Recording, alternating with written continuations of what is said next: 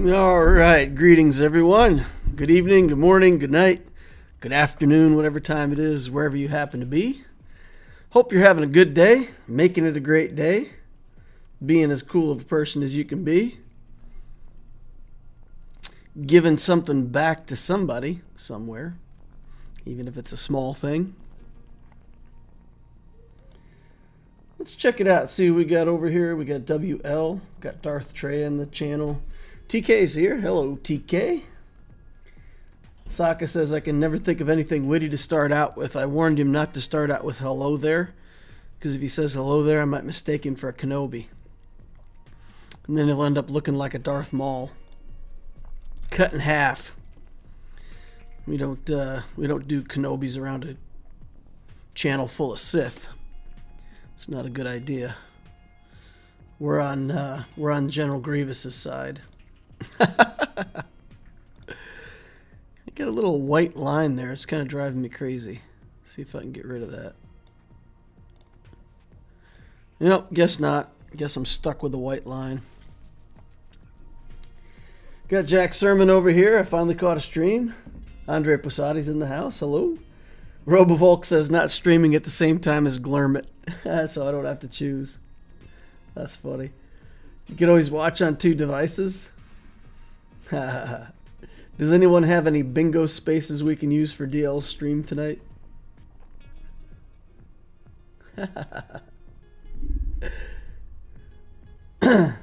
Like punch 10 times while using troopers? Yeah, we definitely get the punchy dark trooper. Greetings, DL. Working through Geo combat missions. It's a time to do that. Geo is on. Fellhammer, hanging out with us at midnight. How you doing, man? David Dutrow says GAC is sucking my will to live. Hope you fare better. Well, my opponent on the Loquitur account, I think, is 5.9 million. He's got a pretty good account. It's reasonably fair, more so than some matchups that I've had here recently. And Opticio gets to fight basically the same opponent. 5.7 million galactic power. So yeah, a little bit of difference there.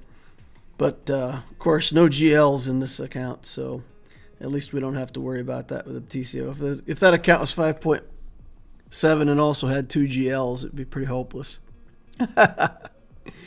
But yeah, it's interesting. This matchup system.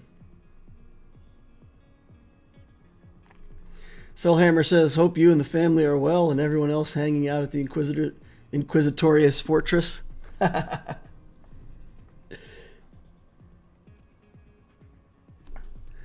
Mr. Nice Guy says, I can't catch a break. Been chasing you for 2 months straight, DL, trying to get a match with you in Grand Arena with Opticio. Well, man, I hope we match up. If I need to throw a game to match up with you, let me know. We'll see if we can match up our scores and get paired up or something. DL, did you ever try Dragon Champions? Their version of GAC. You could refuse by backing out. You get less points for subsequent attempts, but still have the team.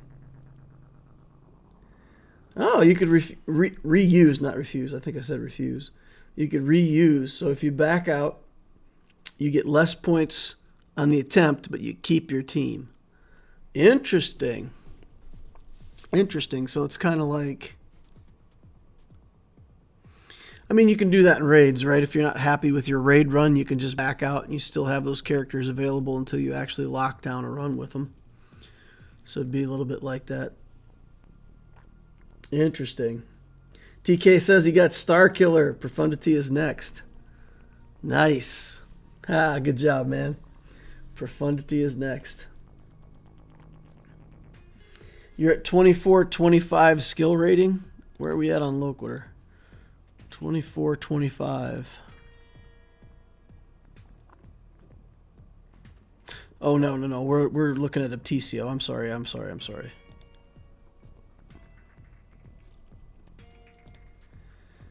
Let's see, where are we at here? 2437. See, that's really hard to get around. Yeah, that's almost impossible.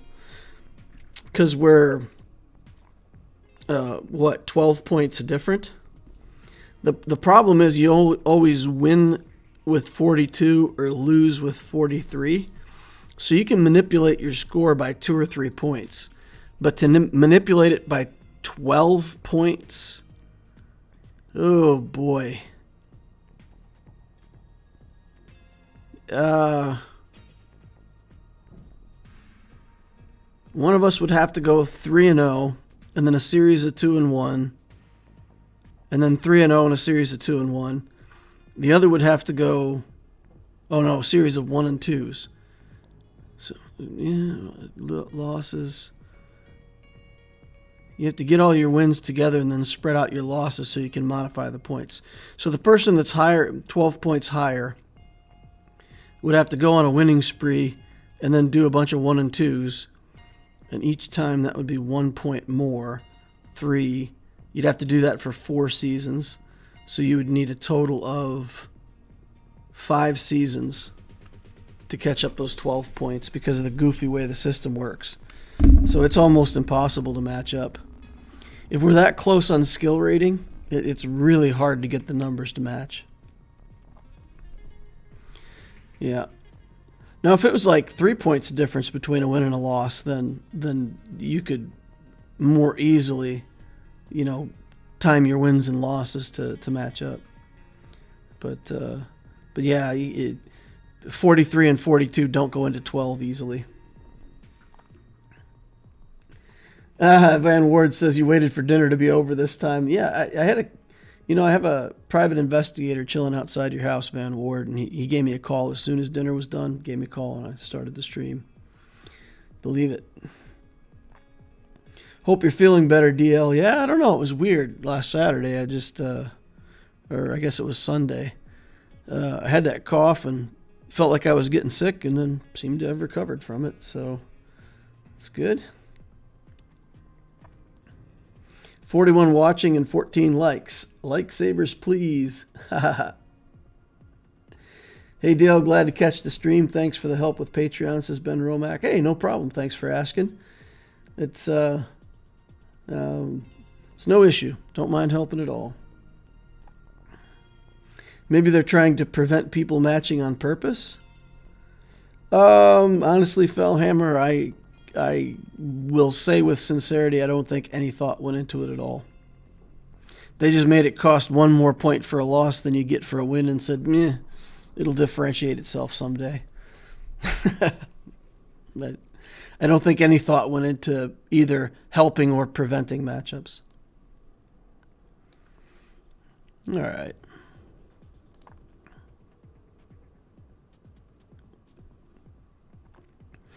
Work's been challenging this week. I didn't have any time last night to get around to doing the Loquitur update, so I'm an update behind. So unfortunately, I don't have the current week published for you guys for where my Loquitur account's at.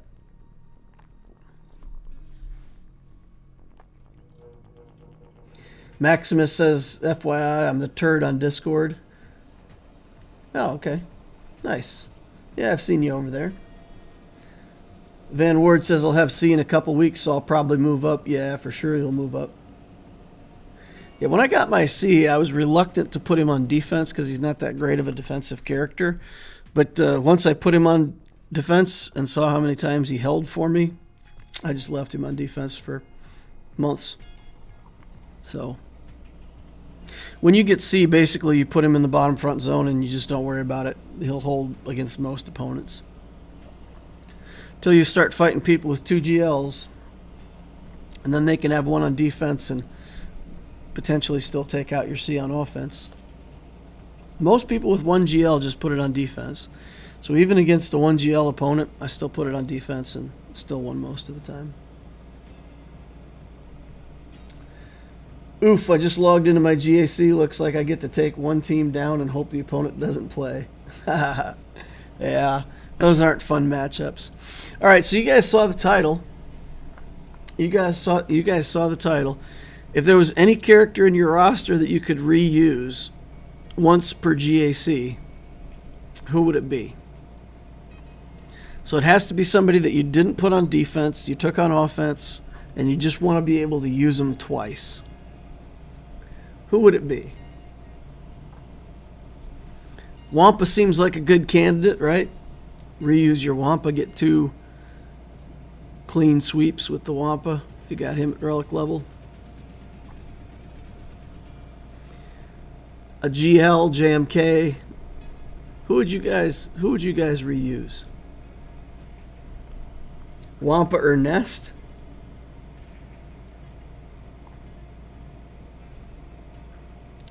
Use it twice or as many times as you want. Hey, Mike C, I don't know. Answer the question your way. Use twice, reuse. Or what if it was reuse any number of times? If it's reuse any number of times, I'm probably taking Wat Tambor. I think I could use Wat Tambor 9 times and be satisfied with that. If it was reuse any number of times, man, that might be tempting. If it was reused any number of times, though, it couldn't be a GL, because then you could just take C in and basically solo each team. And yeah, no, I think it has to be reused once.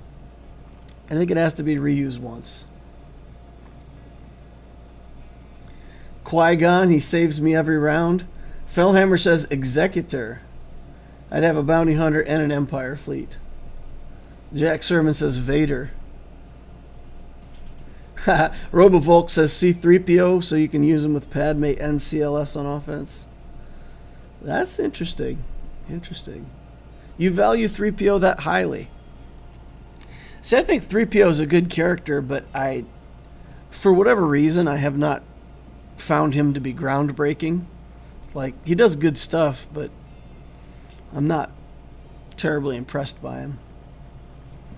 I got him on my main account, used him with that Padme team that I worked with for the JMK counter. So, got some use out of him there. Of course, that prevents me from using him with the CLS team, so there's times it would have been nice to have him with both for sure. I can agree with that. Hey, Maximus comes in with a super chat. This will make up for the lack of Patreon. I have followed step by step Obtisio. Kenobi is my reused character. Hey, well, thanks a lot for the super chat, man. I appreciate that. And I appreciate your support in Patreon. And, I understand things change and sometimes people need to, stop their support or whatever, or they got what they needed out of the support and they're moving on. So it's okay. I'm not upset either way. I appreciate everybody that helps me out, though. It's nice. Nice to have a good community, nice to have the support, but I understand. So thanks for the super chat, though. It's super nice. Without Malak, C can be defeated easily with Darth Revan. How do you get so many holds? Do you put Malak with C? No. I put absolute garbage. Absolute garbage with C. Let's go back and look, because I think I still have the team saved in my GAC work. Yeah, here we go. This team. This is what I put on defense. Right here. No joke. See that. Sith Eternal Emperor, Royal Guard, Krennic, Scion, Sith Trooper. Absolute garbage. Just C. It's just C and garbage. And it held all the time. A lot. I mean, it got beat sometimes, but it held a lot. Because honestly, I mean, unless you have enough damage to beat the Sith Eternal Emperor, and some kind of strategy, he'll time you out. People come in with a team like CLS or Troopers or something like that, and he very quickly links up to, and the AI does a decent job of linking up to decent characters that you think should be linked, stops him from getting critical hits. All he has to do is slow down your damage a little bit, and when he goes to his ult, kill 2 characters and just time you out. So that's it. I don't think it's not that he beat teams so much. I think probably a lot of teams just timed out against him.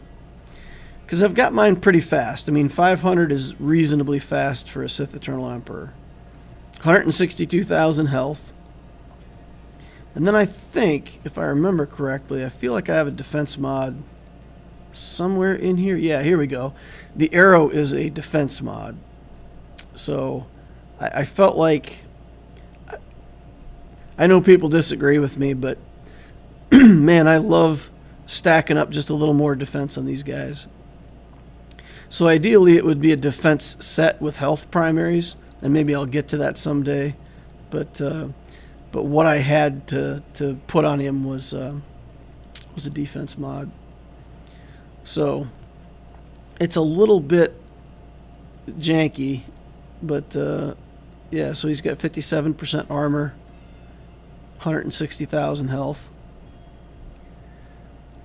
Yeah, and players at Chromium and Erodium just didn't know how to deal with him. Even in Erodium, when we were pushing up to Kyber, if you guys go back to streams from 6 weeks ago or whatever, I was putting both Kenobi and C on defense, and sometimes holding with both Kenobi and C. Yep. So it's not that it's good, it's just that a lot of people just don't have the resources to beat it. Now when you get into Kyber and you get into people that, like my opponent for today, he's 5.9 million, he's a little bit ahead of me in GP, but it's a player who, it's a player who understands, or at least, knows what to build. So he's built Galactic Legends, he's done the things, he's built his datacrons, he's playing like a smart player. So against this guy, C wouldn't hold. He's probably going to put his Kenobi on defense. He'll probably take his own Sith Eternal on offense. He would come in solo against my C so that I can't link him up, because he'd be smart enough to know that a solo character against C is winning, and he would beat me down. I'm just assuming the guy knows how to play, right? So in that case, putting C on defense is just giving him food.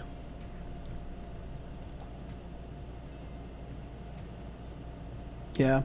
I mean, once you're up in Kyber, you have to assume, because you don't stay in Kyber unless you're actively playing. So once you get up to high Erodium and Kyber, even the people that are like 8 million and aren't playing all the time, they're still playing the game. So you gotta strategize to beat somebody that you expect to play.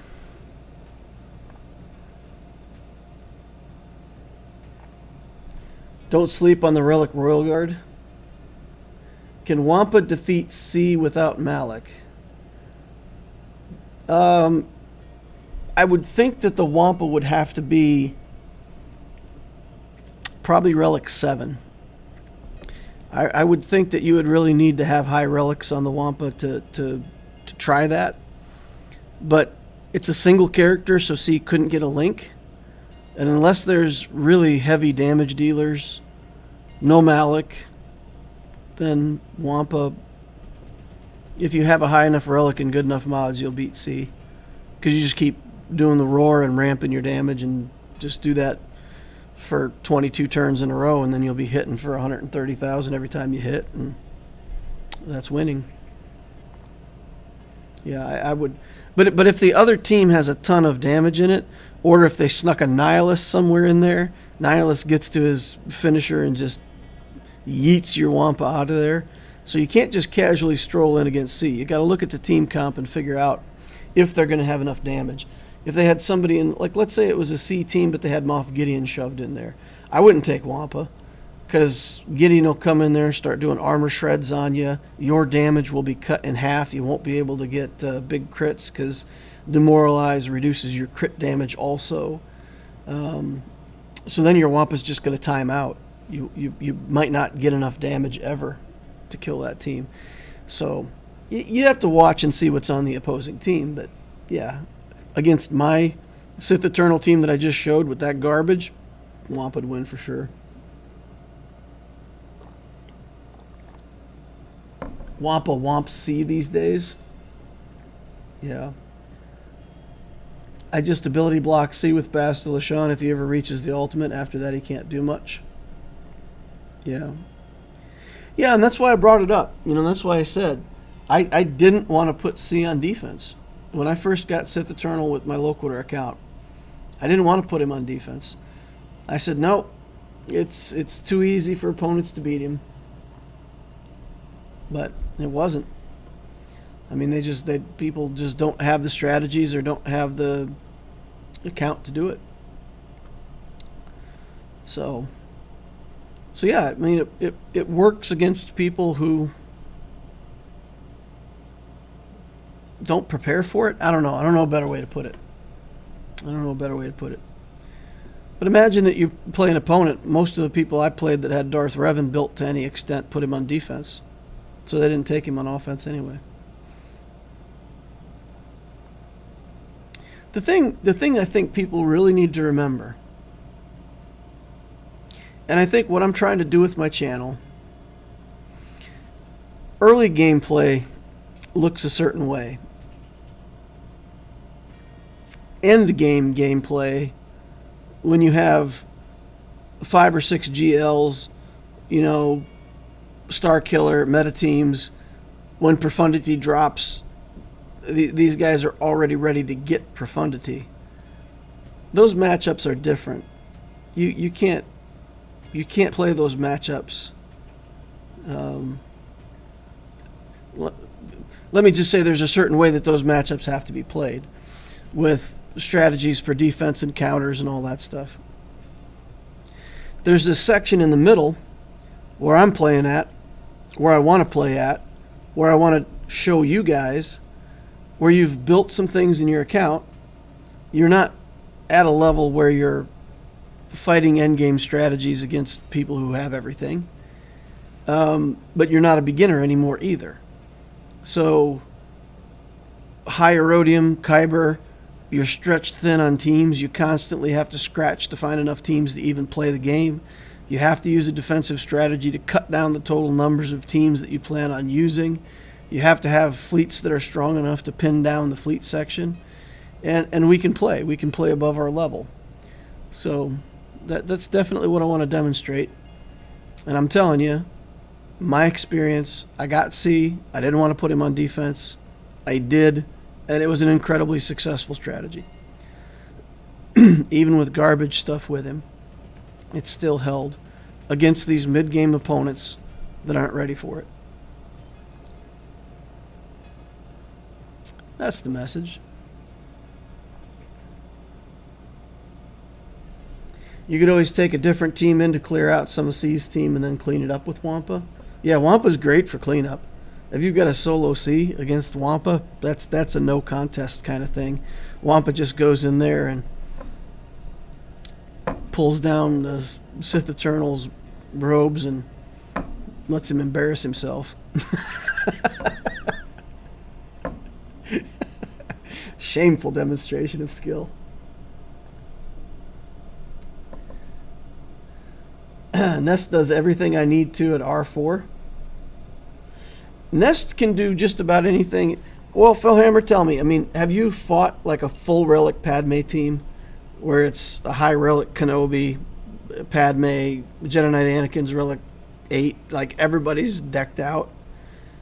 If you fight a team like that, a well-modded full relic Padme team, a relic 4 Nest, I've found, doesn't ramp up enough damage. You end up timing out before you kill everybody. Or have you found that you can still ramp your damage high enough at relic 4? I'm curious.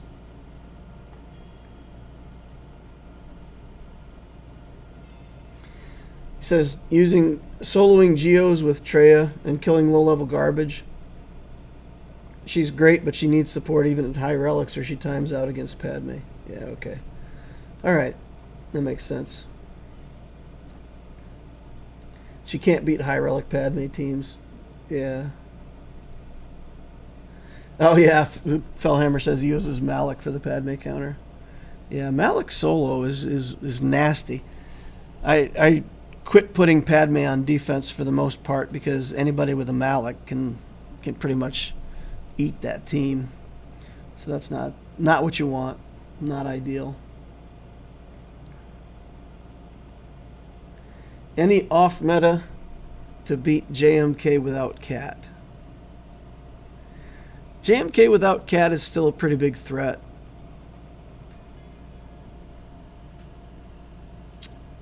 If there's not a lot of area effect in the team,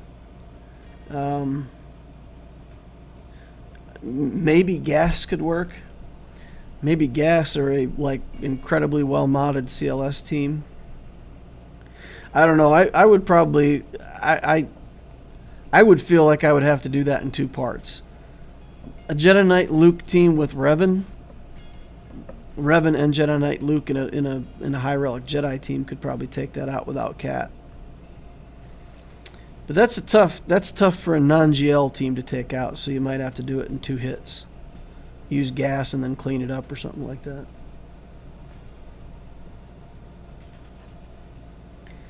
Padme teams are getting rarer above Erodium 2. Qui-Gon Jinn stealing Jedi Knight Anakin and JMK stealing GK and Ahsoka.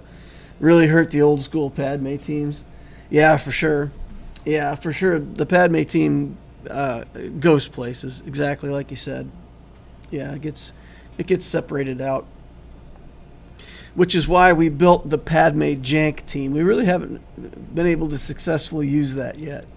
So I'm finding it hard to get the right matchups for that team, but we'll see it. We'll see it sometime. The Padme Gideon team. I love Padme in my JMK team. Yeah, a lot of people put her there. A lot of people have put her with JMK as well. She makes it really hard to kill. If you go for Cat as your, well, I mean, you kill the tank with your auto kill if you've got your own Cat, right? So your Cat kills their Kenobi, their Cat kills yours, and then you're down to 4 characters. If the first character you try to kill is the Cat, and there's Padme in here, it's a big difference in who gets that damage down first, for sure. Padme puts up a lot of protection. I call the Padme Jank team Sadme. Sadme. She dies of sadness. She has no fear, but sadness kills her. Loses hope and just off she goes. Even if the Padme team gets pulled apart, she always finds use. Yeah. And the whole Padme team finds use. Yep. It's a good team to build early. I recommend a 6-character Padme team, right? So Padme, Mace Windu, Ahsoka, Jedi Knight Anakin, and then Qui-Gon Jinn. And then Qui-Gon eventually will get replaced, of course, with the Raid Kenobi as you get him starred up.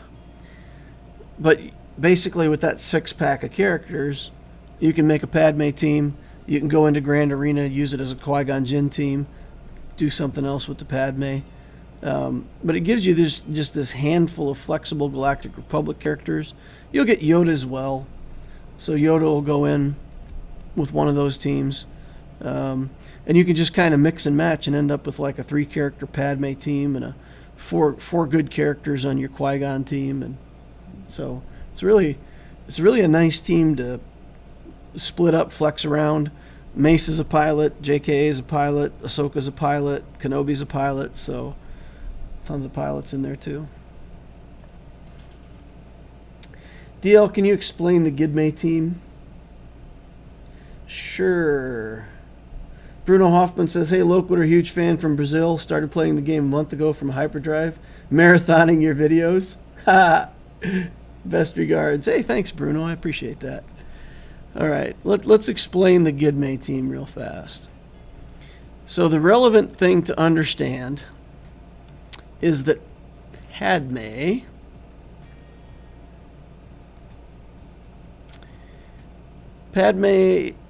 where is she? Where is it? Okay. So she has a skill where when you get protection up, at the beginning of their turn, Galactic Republic allies dispel the protection up buffs on themselves, And for each 5% of protection up, it's a stack of courage. For each 5 stacks of courage, you do an instance of damage equal to 40% of the target's max health, which is a big chunk. If you look at Moff Gideon, control the situation, call all Imperial Troopers to assist, which is nobody. Everybody loses 100% turn meter, which can't be resisted. Allies gain back 25% turn meter. Tank allies taunt, attackers blah blah blah. Support allies gain 100% protection up. So remember, for every percent protection we get every 5% protection we get a stack, and for every 5 stacks we get a hit. 100% protection up converts to 20 stacks, right? 20 stacks of courage. Those 20 stacks, no, I got to look at my conversion here for a second. I think I'm messing something up. Let me go back and look at this again. So for each 5% protection up dispelled this way, so it's 20 stacks. For each 5 stacks of courage, dispel 5 stacks and gain 40%. So with 20 stacks of courage, you will have 4 instances of 40% damage. So if the character has more health than they do protection, let's say they have 50,000 health and 30,000 protection, those 4 instances of courage are going to kill your enemies. Now Padme also has this cunning plan, which gains protection up. If they have any debuffs on them or whatever, they gain extra protection up. So there could be a time when this could be relevant. But basically it's a nuke team. Oh, the other thing about Padme, Padme is immune to fear. Where is this? Okay. Attacks out of turn, give you protection up. Allies can't gain or lose bonus turn meter. Okay, right here. So when Moff Gideon drains turn meter, your allies can't gain or lose turn meter. So they stay at their current turn meter and drain the enemy's turn meter. So whatever Gideon's speed is, that's the speed of your whole team. Gideon goes, gives all these support characters, Padme's a support, and you just fill the team up with supports. Support, all supports. He gives 4 instances of courage proc to each one of them. You go, get a kill. You go, maybe don't kill that character. He goes, kills that character. He goes, maybe gets a kill, maybe doesn't. But basically you kill 2 or 3 characters in your first turn before they get to do anything. And against certain teams, like, I don't know, let's say they put a Grievous team on defense, and Grievous has obviously incredibly high health.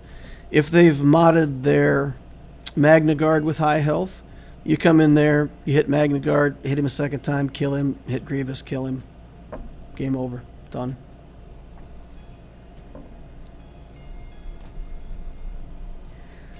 DL, do you know if DR is a good counter to Jedi Knight Luke? I don't. I've always just parked my Darth Revan on defense. So I had Darth Revan for a while on my main account, and I just put him on defense. I didn't really ever use that team on offense. Somebody else in chat can probably answer that for sure. Why can Malak defeat a Padme team? He gets stunned. He gets healing immunity. I don't understand why that would work. Tenacity. So Malak, the character himself, once you build him up, I think he has a base tenacity of something like 100%. It's really high. So with any amount of tenacity on the character, he ends up at like 180% tenacity or some crazy amount. Even if you don't try, you can get to like 150. And it's hard for them to get debuffs on him. And his life drain is based on 100% max health. So if he hits a character on the Padme team, they have so much more health than protection, just the way that team is built. It'll almost kill them in one hit. And if they don't recover all their health and some protection, the next time he uses life drain, they're dead. So just stall, life drain, stall, wait, do stuff, fears, stall, life drain, win. Boring, not exciting. Takes 4 minutes to win, but but it's pretty reliable.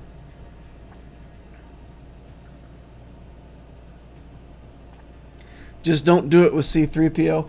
C-3PO gets some higher tenacity, and if he starts stacking the confusion, it's over.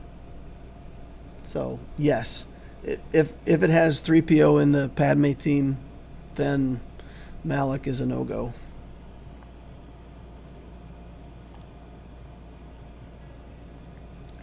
Also, don't do it if the Padme team has Kylo Ren unmasked. I think I fought that team one time. It was the standard Padme team with Kylo unmasked in it. And I thought, what a stupid thing to do. Like, why would you put Kylo in there? It kills your Galactic Republic synergy. It makes the team, like, useless. Like, ha ha ha. And I went in there, and he puts tenacity down on instantly and starts stunning me every turn. And it's like, well, that's why. It's a stupid team, but it prevents solos of almost any kind. Yeah. It was jank, but it worked. FYI, Troopers is also an excellent counter to Padme. It looks like it shouldn't work, but they're fantastic. I've tried my Troopers against Padme before, and it's... You really have to be careful about the assists. So if you can manage it in the right way without using too many assists at the wrong time to give them a bunch of turn meter, it works. But for instance, if ranged trooper is one of your 5 troopers, I wouldn't take it against Padme, because just those extra attacks out of turn make it hard. Make it hard. 4.7 million galactic power almost, guys. Hard to believe. Pushing up to 5 million already with this account. It's going fast. And yet, I still need so much stuff. Sometimes I look at the account and I'm like, oh, I need that. Oh, I need that. I need to relic my Zam. I need to relic my Wampa. I need to oh my goodness, I need to relic so much stuff. Yeah, it's crazy. No matter how much we get, there's always more to be had. Don't bring range and hit Kenobi with everyone but Dark. Yep. That's a smart way to play it. What's a cheap counter for a Gear 12 GG team? My cheap counter for the GG team has always been I relic 5s and just use a bunch of garbage clones with a relic 5s.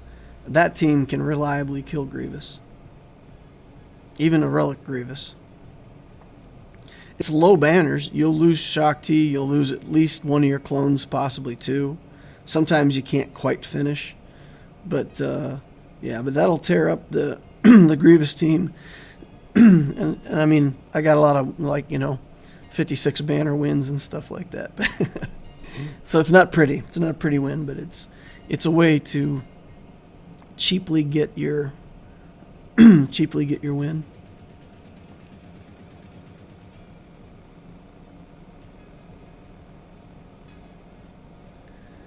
All right. Hey, Deal, happy to catch your stream. I was wondering if you knew what power level a guild should be to be able to complete CPIT. I'm in a 260k GP guild. We have 110 GLs, but we can't make it. That's ridiculous. At 260,000 GP with that many GLs, what I would have to say is it's misallocation of your resources. Phase 4 is often the hardest. There is a way to pretty much finish Phase 1 with 1 or 2 players.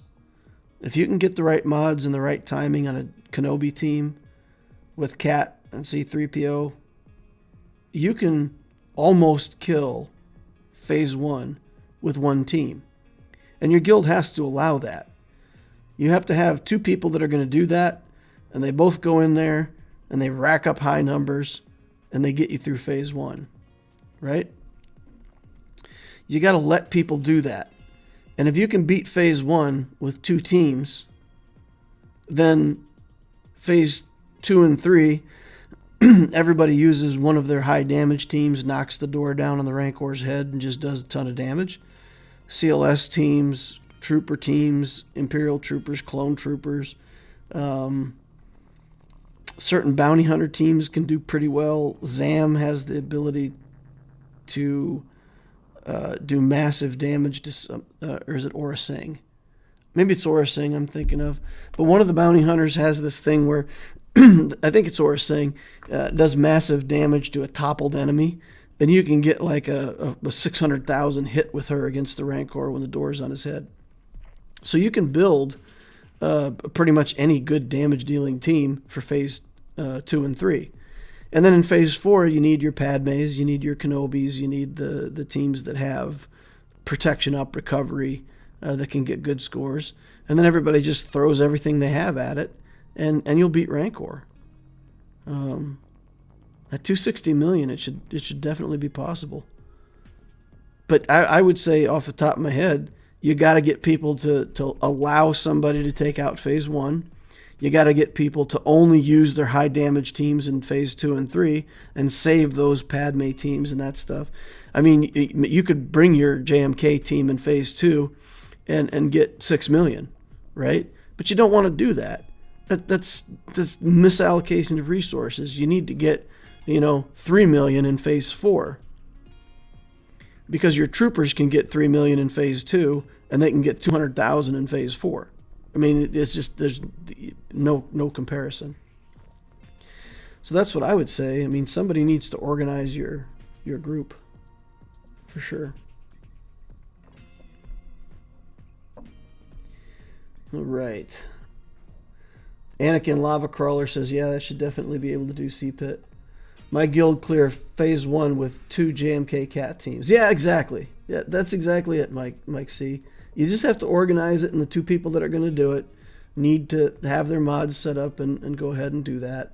And most people who can do it are happy to do it because it guarantees them a ridiculous score and high placement in the raid. And the rest of y'all just have to say, okay, that's fine. I mean, let these guys get the top scores. Who cares, right? Completing it, anything is better than nothing, right? Like, I don't care if I get 16th place or 27th. 27th when I complete it is better than trying to get 16th and not getting it done. For sure. 100%. Yeah. My half a Padme team does 1 million in Phase 2. Yeah. I fear there's too many lurkers that don't even try to get good runs and barely participate. Fellhammer says, sounds like it's time to get a new guild. I mean, honestly, it's consideration. And not to be rude, but if it's a 260 million guild, it's not that they're bad people or bad players, but it's a failure of organization. The leadership in that guild needs to organize it, and if they're not organizing it, then that may be a reason for you to look for a different guild. It's not that hard to organize it. My guild, I'm 8th lowest GP, and I'm typically top 10 for events. That's the way we play, Inquisitors. That's why I started farming JMK Cat and want to try to help clear Phase 1. Yep. All right, well, let's get into this GAC. Let's see what we got against the Brucey, the better general. 5.9 million galactic power, 2.5 in characters, 2.5 in ships, 3.4 in characters. Lifetime championship score 511. Huh. Interesting. Championship banners earned. Full rounds cleared 49. 770 undersized battles. Player. Alright. Take a look at this stuff. Ships, we got... do you have Executor yet? Yeah. Executor 7 stars. Negotiator, Malevolence. 6 fleets at Relic. Missing some important ships at Relic, I think. But still, you know, tons of stuff. Gear 12 and Relic up here. Yeah, he's got a Rebel fleet, but a lot of his Rebel support isn't there. Galactic Republic is good. Empire is good. Interesting. Yeah, it feels like... I thought he had a huge advantage in fleet, but he's basically similar to me. A few more ships, but a much better executor. So, he has an advantage in fleets, but not as much as I thought. Kenobi and C. So in that regard, we're tied for GLs. General Skywalker, I don't have. He's got Cat as well. He's got Jedi Knight Luke. I saw a bunch of Rebels. He's got to be close to JML.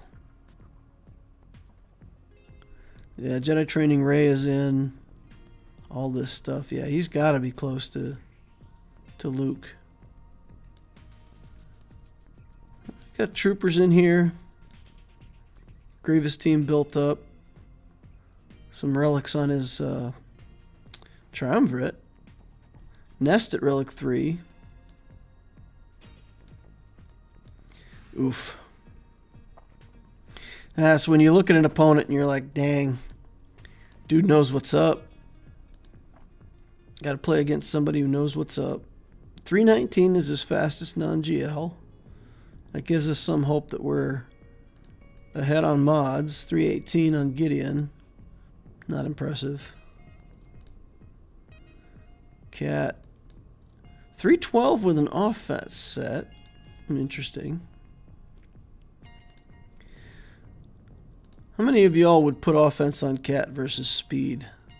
I like speed. I think the faster your Cat is, the more advantage you have. 300 speed on Rex.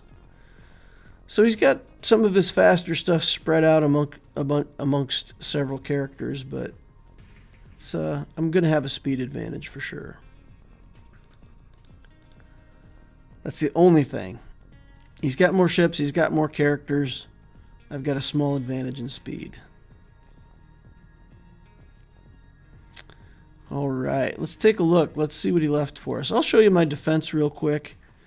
We've been playing around with this defense, so we put an easy team, a not too hard team.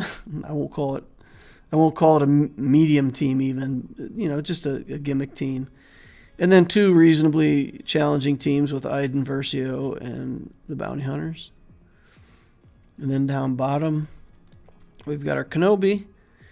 And we did put Qui-Gon with the Kenobi team just to kind of increase the challenge rating on this zone so that it's not for free.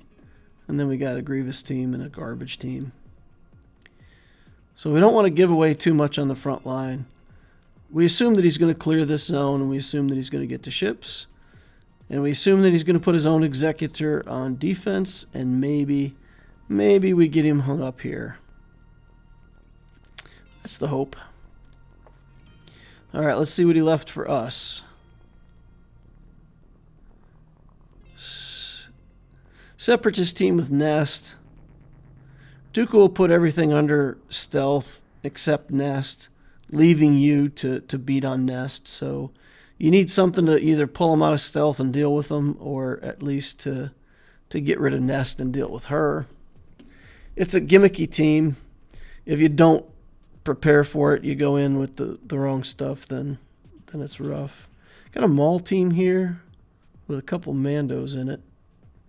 That'll have the floating taunt, right? Man, this guy, it's like looking in a mirror playing this guy. He's got the bounty hunter team with the non-relic Zam Omicron. It's quite similar to the team that I'm using. And then he's got a Qui-Gon team here that's much better than the Qui-Gon team I'm using. He committed a lot better resources to it than I did. Bottom, we got Kenobi. That's completely as expected. 3PO, I don't know. I think that's a really bad choice. That 3PO feels like it. Well, I don't know. I mean, if he's not using his Padme for Padme team, and he doesn't have a CLS team that he wants it on, I don't know. I guess. What's this Omicron? What's this ridiculousness of Omicron? Special ability, they stun. When he has high ground, everybody ignores protection. So that's about the best Omicron you can get for Kenobi. It's got all the right stuff. Tons of health steal, extra health, potency protection. It's not the best stats, but nah, that's unbeatable. So if I bring Sith Eternal in there, once they ignore, everybody ignores protection. Once he does his ult, C just dies instantly. So I cannot beat that with what I have. You know what's interesting in looking at this team?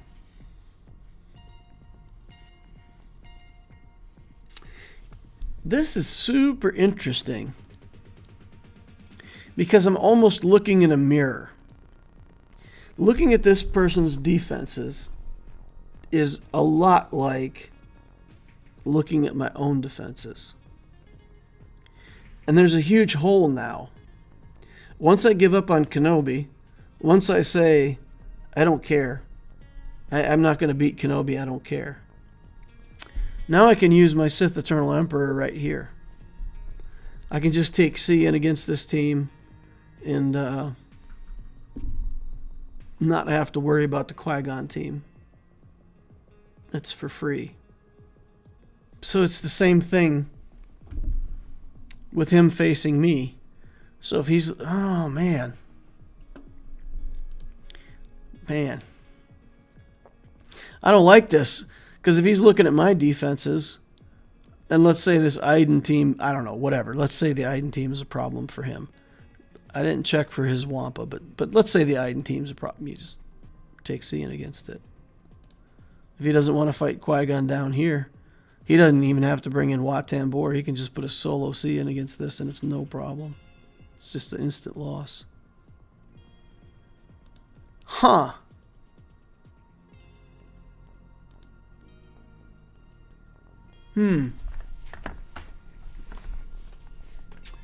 I suddenly like my defense strategy significantly less.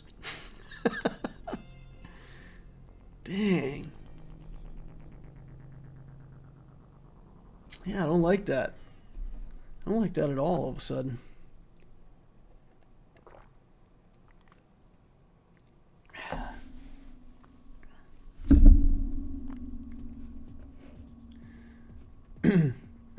$3:18 a.m. here. Who needs sleep? Yikes!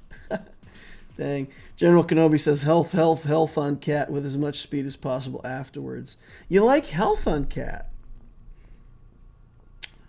I played my Kenobi with 2 tanks, so I don't feel like I have to commit that much health to Cat. Because the second tank, you can kill either Kenobi or Mace. I don't care which one you kill. The other one's going to get in the way. And make it hard for somebody to just beeline down the Cat. Yeah, interesting. Hey DL, how's Fleet Arena been going with your executor? Good. I'm figuring some things out against the higher star guys. I'm beating them. Probably about 50-50. I almost got first place today. That was literally one shot away from getting first place, and he dodged. dodged my shot and shot me back, and that was it. One ship to one ship. Me with no capital ship. I had no capital ship, and I still burned him down to one ship. And I was one attack away.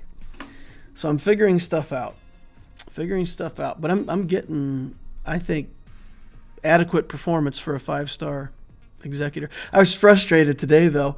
I went into territory battles, and I was like, why can't I use my executor for this? Why is my executor not showing up? I know I have an executor. Oh. Capital ship has to be 6 stars to do the mission.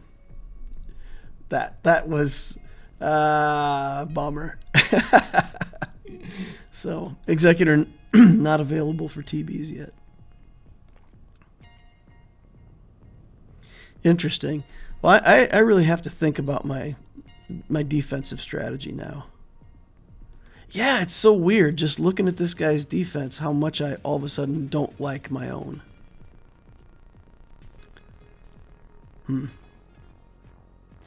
Alright, so what can we do here? We don't have Cara Dune. So we can probably do Kira Nest. Here we can do something like Vader. I like Vader versus these Ewoks. Just crush them. Night Sisters. That Night Sister team should be beatable. So if we're committing Nest and Vader, that leaves us tons of tools to use up here. We can use C. Let's look at how fast this team really is. So I may be able to trooper this. 273. So Zam needs to be under 280. 240. So 240, 60%. There's another, what?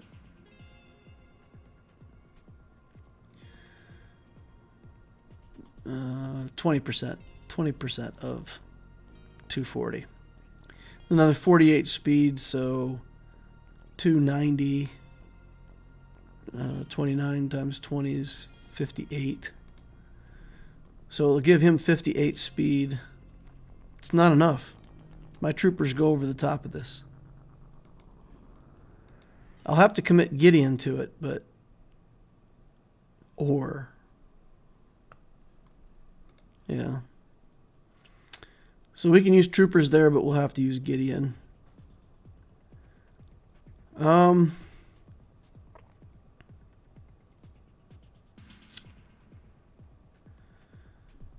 This one again, if I use my own Beskar Armor Mando team here, I'm going to outrun him because my Queel is fast and he doesn't have something like Queel to get him started. So I can just go into bird stance. I'll do my thing. He'll take a turn. It's whatever. He'll go into bird stance. Then I'll whistling bird his Maul. Probably kill Maul and maybe another character. Okay. So troopers see that BAM team. And then I've got Jedi, I've got my own bounty hunters, I've got some other stuff.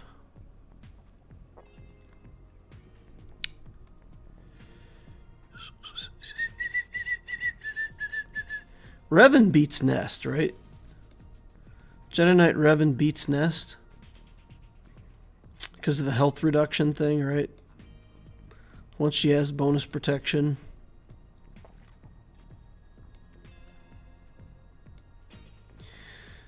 Jedi allies use a basic ability when an enemy with bonus protection reduces the max health by 10%. So Revan, the Revan team should be able to beat this.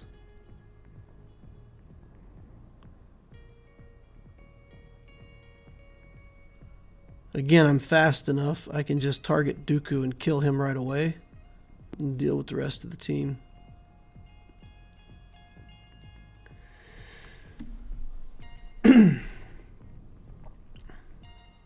Almost seems like it's worth it to let him go first and figure out how hard you have to work. Nah, I'm going to play it out on stream. Yeah.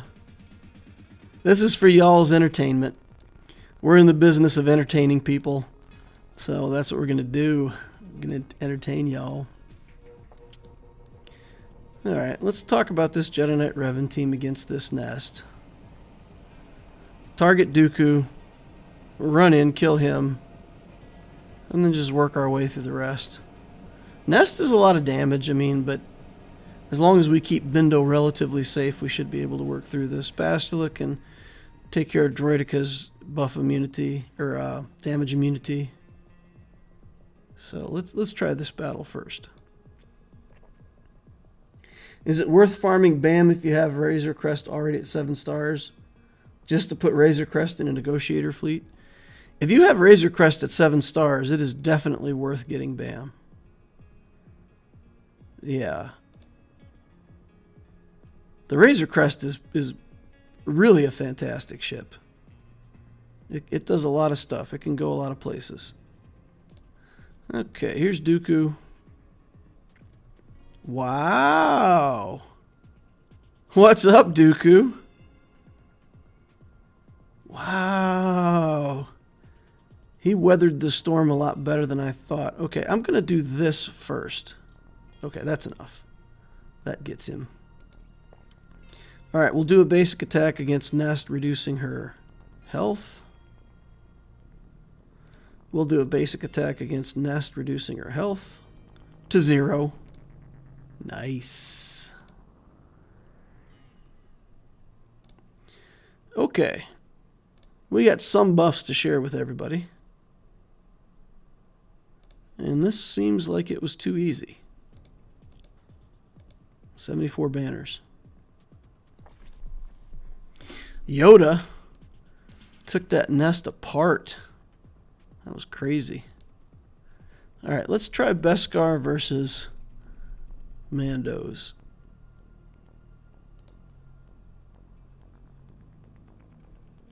I would try the Mara Jade team here, but I'm not sure I like that matchup.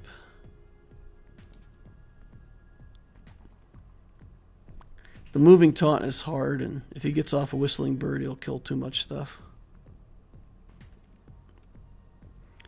Alright, let's go in. This is our timed team.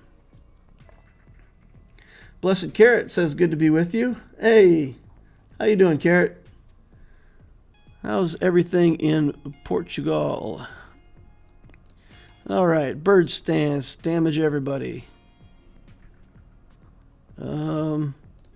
Damage everybody. Damage everybody. Okay. Okay.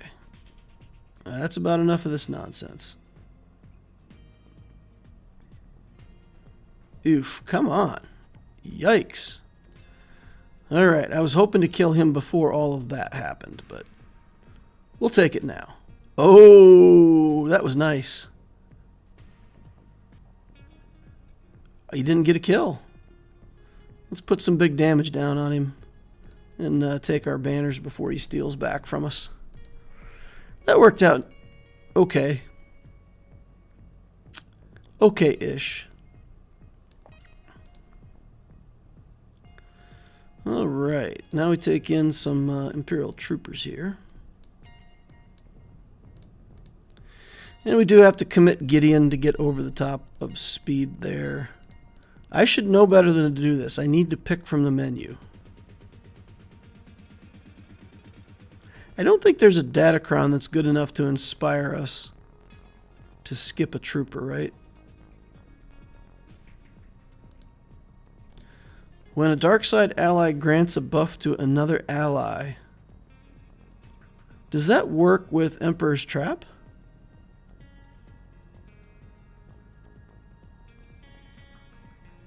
Does that work with Emperor's Trap, right? Is it considered PIT giving them a buff? I'll have to experiment with that. That might be an interesting mechanic for the troopers. We'll just keep the turn meter. Probably...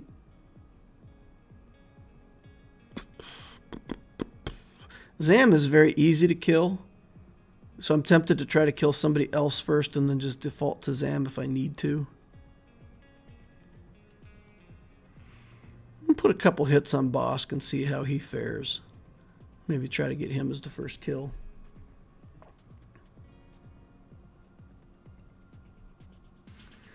Have you been working for the C Datacron?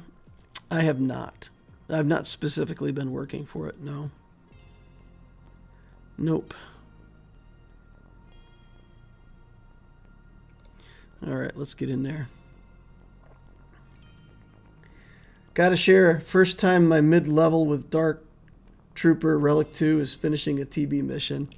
So happy. Yeah, that Dark Trooper is an absolute monster in territory battles. Alright. Do we go for Bosk? You know, we're going to go for Bosk. If we can get a kill on him, it makes things a lot easier later. Yeah, that's good.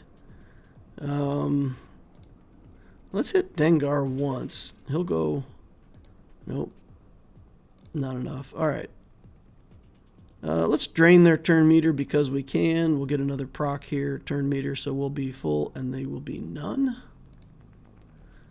And then we can finish this off with El Perfecto banners. If you're going to put Zam in your team, you got to commit to Zam being fast and Bosk being fast. Your target is 400 speed with this team. You want Zam to give everybody like 70 or 80 speed. So if she's 300, then she becomes 360. Then she gives everybody 72 speed. If you've got a Bosk that's 310, that puts you up at 380 something. That's where you want to be. I put Django in the lead for an extra 30 speed, and then that 380 becomes 410. You don't get the Bosk lead, which is a loss, but your team goes so fast it's hard to get over.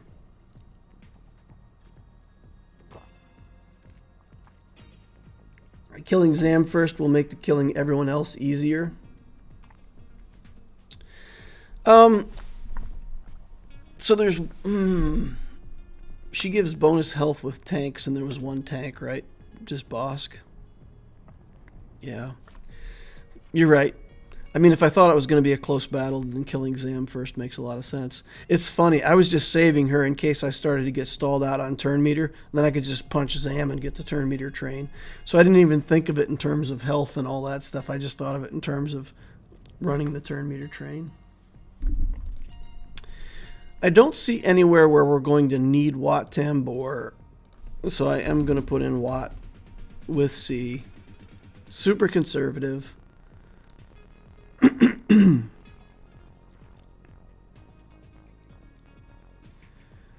Okay.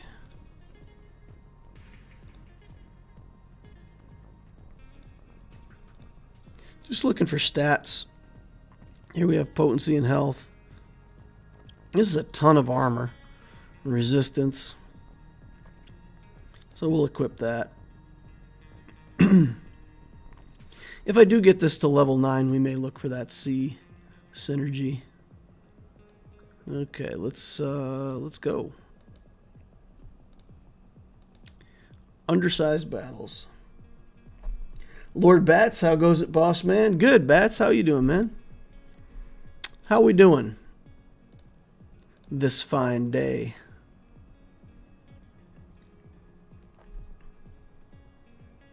If you could reuse one tune for every GAC, it would be Sith Eternal for sure. Interesting. You'd reuse the Sith Eternal. I could see that.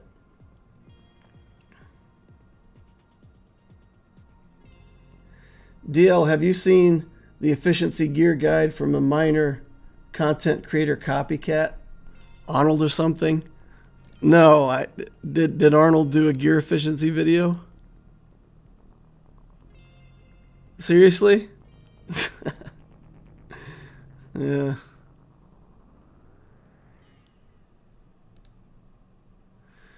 If he did it and it was the same stuff that I do and he didn't credit me, then I'll be pretty unhappy with that.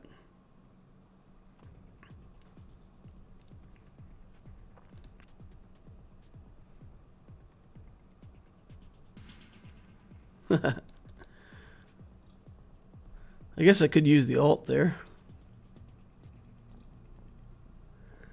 I watched it. It was aimed at super low-level beginner stuff. Yeah.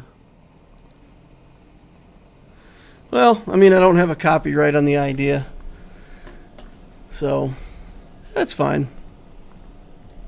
It's a bit disappointing, though, because I kind of, that's kind of my thing. All right, let's see if he's got Executor down on defense. He does not. Wait, what? What? Oh,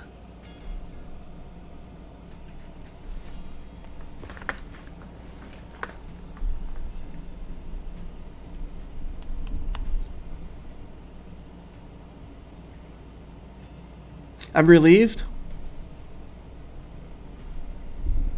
Don't exactly understand it, but I'm relieved. Does he have the interceptor ship? We've got to go check for the interceptor ship. Because if he has the interceptor in with that Empire fleet, then that's his premium defense. All right, let's look here.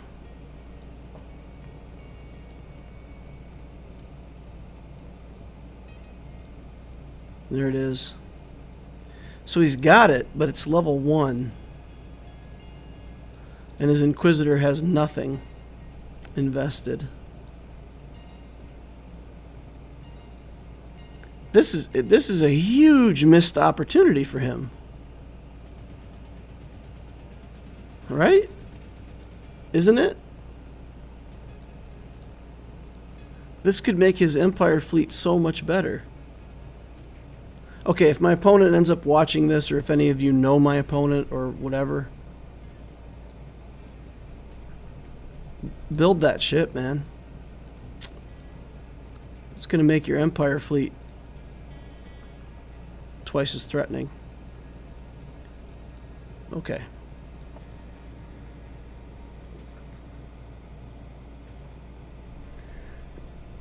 The bold trash on defense strat to make sure he can clear offensively. Let's see if it pays off. Huh. Yeah, I guess. I don't know about that. Blessed Carrot says, also share. Got wrecked at ships by rebels. Man, much firepower and recovery. As long as he ran a full Empire fleet, then yeah, massive missed opportunity to make a fleet 10 times better. Yeah, that's he has the starting 3 ships, right? So he's got the he put this ship in, but he has the other ship, so he could easily put in TIE Bomber here, put the reinforcement in. Yeah. So this is an okay fleet. No TIE Bomber though. Play this with no TIE Bomber. I feel like we can clear fleets. How would you guys play it? Would you use Malevolence against Home 1? I struggle sometimes with Malevolence if they clear too many of my debuffs. Because they got that, if I get the 3rd debuff on them, they cleanse all the debuffs. So I would probably use Negotiator here. But every now and then the Millennium Falcon goes crazy right away and they kill. Well, that can happen if they have Biston's U-Wing. But I think with this ship I should be safe. Negotiator. What do I have for offense? I've got the Malevolence, the Negotiator, and then, a kind of a rebel fleet. So, my kind of rebel fleet will be fighting against their weakest fleet for sure. So it's just a matter of how I allocate my malevolence and negotiator. I feel like negotiator here, malevolence here. That's what I feel like. Negotiator the rebels, malevolence the empire. Yep, that makes sense to me. All right, let's get back to these teams. And we said we were going to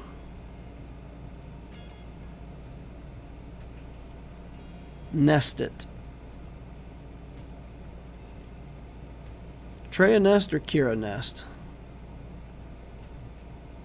I think against this team there's no reason not to use Traya, right?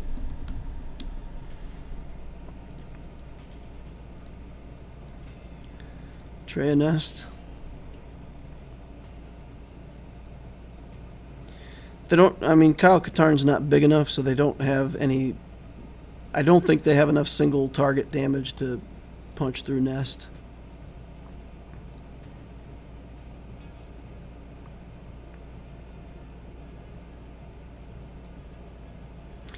We have to use Kira whenever we feel like there's a potential of getting one shot. Wedge is actually dangerous for me in this setup, so we're actually going to target Wedge. Normally we target Biggs and get in that loop with him, but I want to see if I can just outright kill Wedge right away. I can't. That's unfortunate, because Wedge gives a bunch of damage multipliers to Biggs, and Biggs is the only one on this team that has a chance to actually kill me. So if we take out Wedge, then we're really safe. Oh, well, Mon Mothma's looking pretty weak. Maybe we kill Mon Mothma. But if we kill her, then do we lose the assists? Is that a passive or a leadership?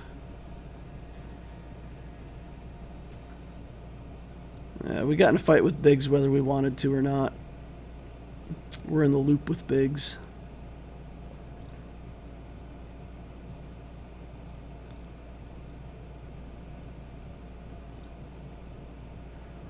Okay, we're out of the loop. And we're just going to try to kill everybody. Okay. 64 ban arrows.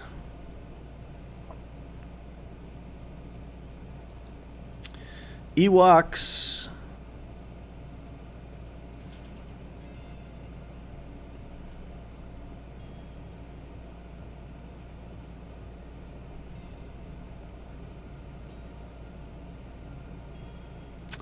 You know what I think we're going to do? I think we're going to take the Mara Jade team here.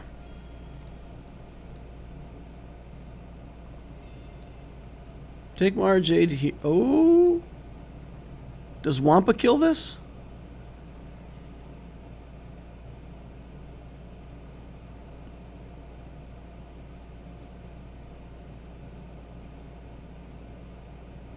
Wampa kills Ewoks, right? Can we get a super high efficiency win here like this? With this Omicron on, though, I just don't know. I don't know if that's good enough. They all have 30 speed, deal an additional 40% damage with basic abilities. I think that might be too much damage. I'm not confident in my Gear 12 Wampa.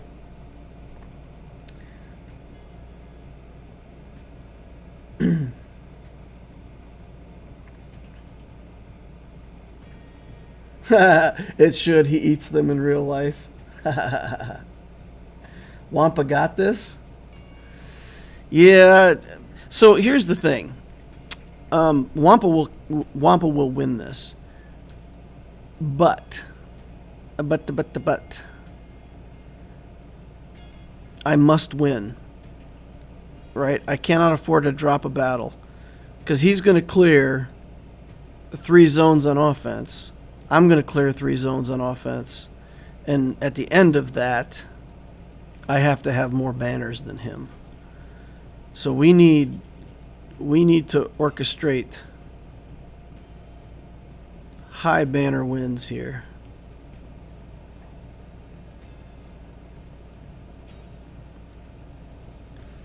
Do they have a way of getting turn meter that I'm not thinking of? Because once I start stealing their turn meter, they're done, right? Wampa. Everybody wants Wampa.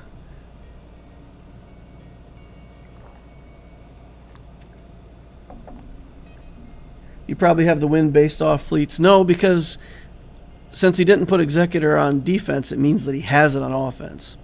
So he's going to clear my fleets on offense. He's got Malevolence Negotiator and Executor, all three on offense. So he'll raffle stomp my ships.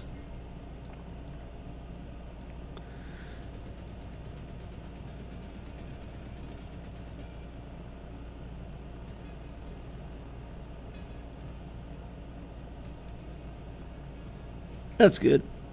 I think that's good. Let's do it.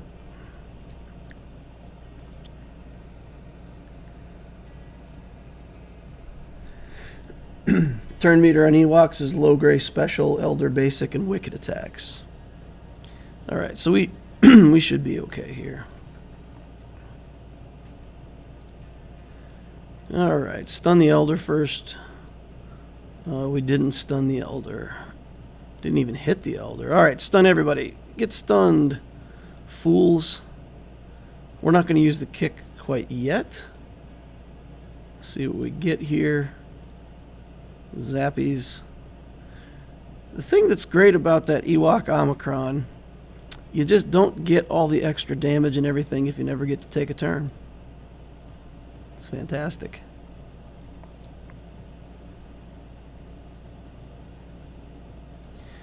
Alright, Vader and Dooku. And this should be a walkover, right? Come in. Merciless Massacre. Force Crush on the zombie. Kill, kill, kill for real, kill for real. Finish it off.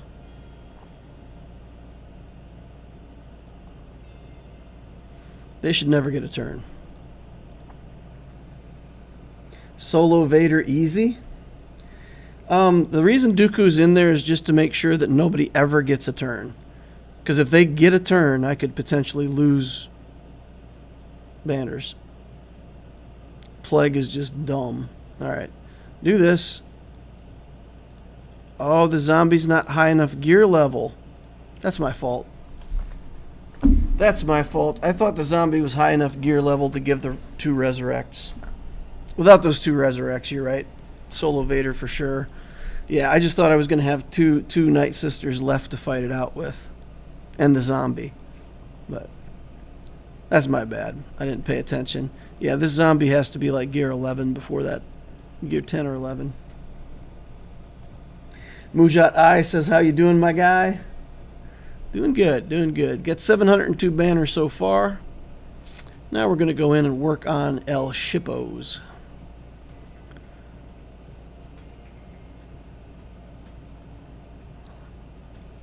Fleet, fleet, fleet.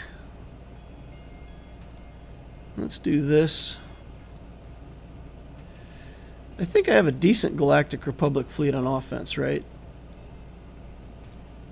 I put a bunch of my good Galactic Republic stuff on defense. So I don't have everything that I want. But it should still be good.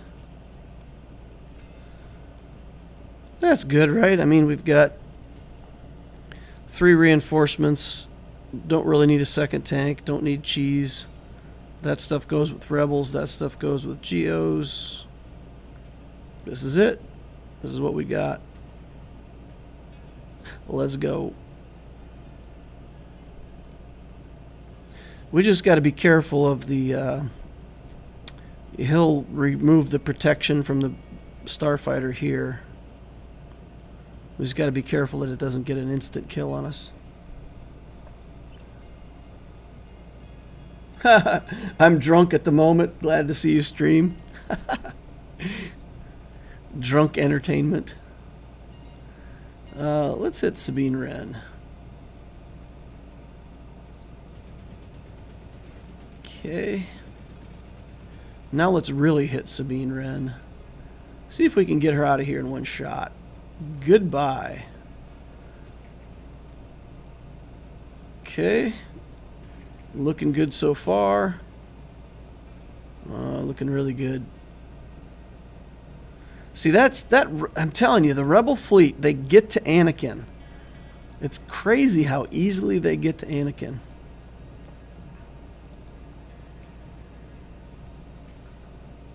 We didn't put the taunt up on the BTLB because he still had the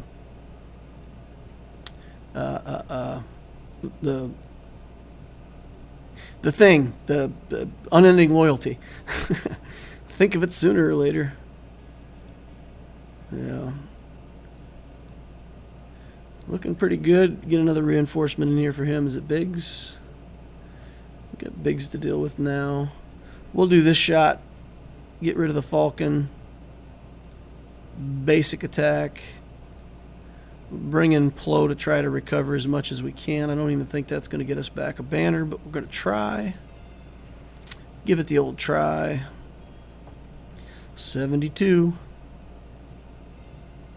I mean, all we could have expected out of that was about 73, so that's about as good as we could have done.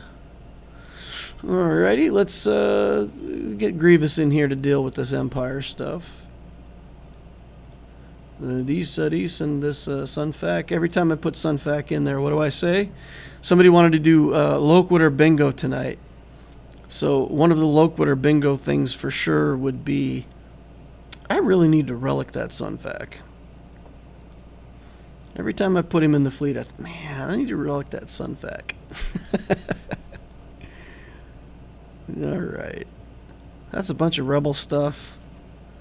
I don't think we need anything more than this. Maybe Wedge. If he brings in TIE Bomber, I see a scenario where Wedge might help. That's pretty awful, though. It's pretty awful. We'll put this in just in case we need to pull. Yeah, I don't know. Get it out of there. We're not going to need it. We're going to beat this in 2 reinforcements. Confidence. Let's go. Let's go. Separatists only. Hey, DL, how's it going? Hope everyone's having a good day or good evening. I'm doing pretty good, Tasman. Doing pretty good. Looking forward to killing this Vader with no tank on his team. Vader's just sitting out there going, "Shoost me, bro."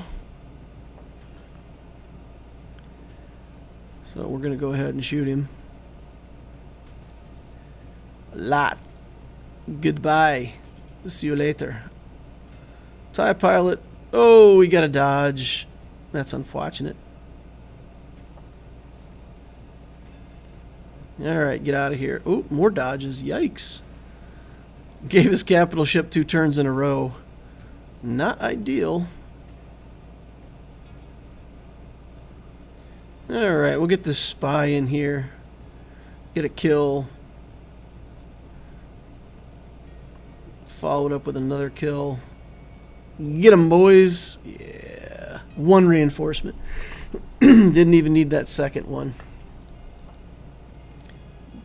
Don't play Vader with no starting tank. That's just a bad idea. Vader with no starting tank. Tanks, but no tanks. I don't know, but Wedge might be even better than... I don't know. Synergy. We're not going to need it. We're not going to need any of it. But my Rebel fleet is weak. Han's Millennium Falcon is hot garbage. Look at this thing. Gear 9, Gear 10 pilots. It's bad. It's pretty bad. Rebel Y-Wing's the only good ship we've got. Bring in Cassian's U-Wing. It's pretty strong. I'll bring that even in over this as a reinforcement first, most likely. So, not a strong fleet, but let's see if we can beat up his leftovers here. Relic Sunfac registered in 2021 August. 1 year of saying we need Relic Sunfac later. It cracks me up. Let's just do a basic here, try to get Biston out. We'll do a spin move just for our own sanity, and then Biston's gone. Get that out of here. Now we just got this Galactic Republic stuff left to deal with. No bigs, right? Let's get over here on Consular. Okay. Let's do just a basic. Get rid of all the extra protection up stuff. Okay. Let's do this and put a taunt up. So we got 2 taunts. Confuse the enemy a little bit. Strip off these buffs. Is this Ray's Falcon? What is this? Yeah, that's Ray's Falcon. That's hot garbage in this team. Let's go ahead and kill Clone Sergeant. Well, we've got his protection gone.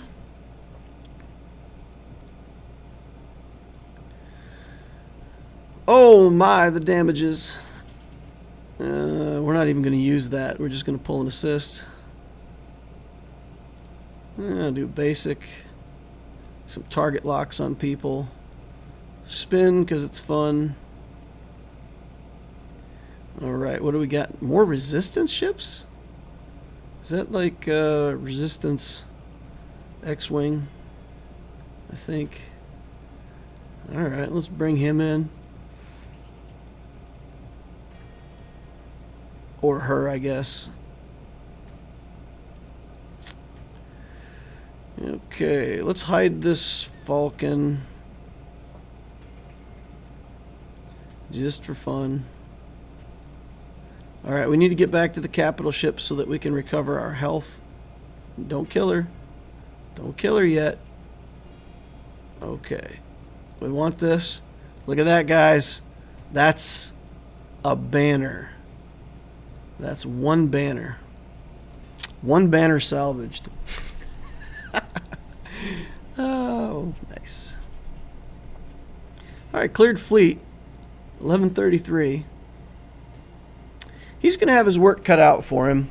He'll be able to do the same thing I did. He'll be able to get more or less a free win with his C. If he has a C comp that he feels confident to take against Kenobi, well, maybe he kills my Kenobi. If he does that, he wins. This Omicron is okay, but it's not that great.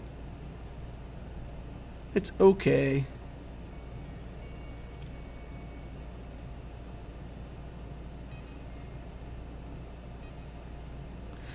It's stacking damage, so maybe that's... but I don't have the everybody ignores protection stuff. Which is, I mean, if I've had everybody ignores protection, then C is pretty much useless in that matchup.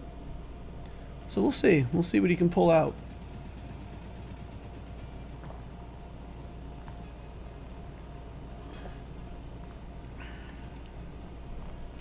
Are you from the South, DL? I live in Texas. I'm not from the South, really. I'm mostly from the Midwest. I was born near Chicago, South Dakota, Indiana, Illinois. I lived in Rhode Island for a few years. I lived in near Boston for a few years. So I've been around. Now I'm in Texas, so yeah, occasionally I sound like I'm from Texas. Yep. I don't have very good acting accents, but I just kind of like ham it up and slip into that kind of stuff. Hey, if it's entertaining for you guys, it's good for me. 1133, not horrible, not great, not horrible. It's a lot of like undermanned wins though, so it'll be a challenge for him to get. Unless he kills Kenobi, then it's easy, instant win.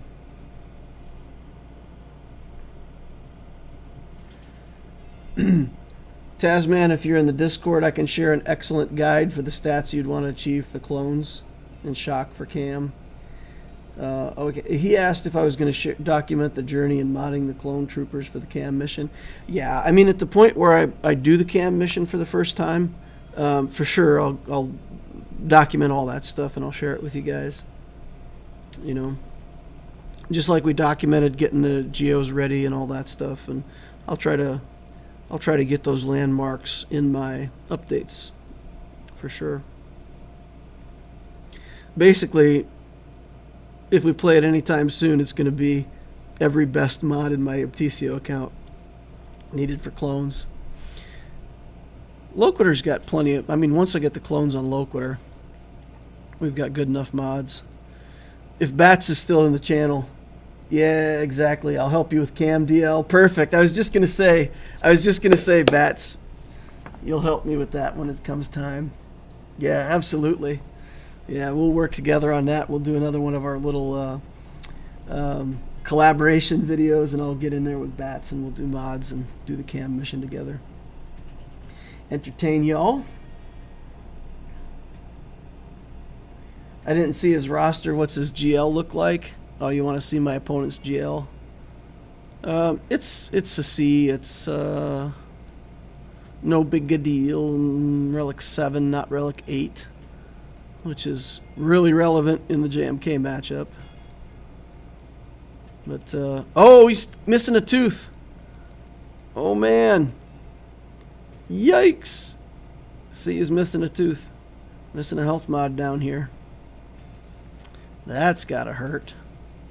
113. Ooh. Ooh, he's missing like 20,000 health right here. Because it's the health set and probably a health main stat. That's offense. Yeah, he's probably got a health mod that he usually uses there. Well, that gives me confidence. And you also have 2 on this account, JMK and C. Yep. Yep. It's a mirror match. It's the mirror match. But now, I don't want to mirror match people anymore. I'm seriously considering putting that C on defense. I could slap that C in right here.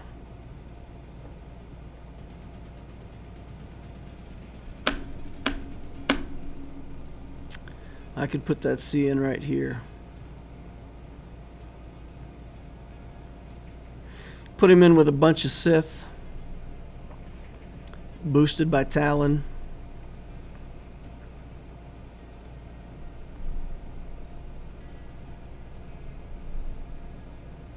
That is tempting. That is tempting because I really haven't been able to make use of C beating another Galactic Legend. There's been a couple times I think already where we've, at least once where we've had both gas and a Galactic Legend. We can beat one or the other but not both. If we fight JMK, I'm not Relic 8 and I don't have enough SWAS to routinely beat the JMKs.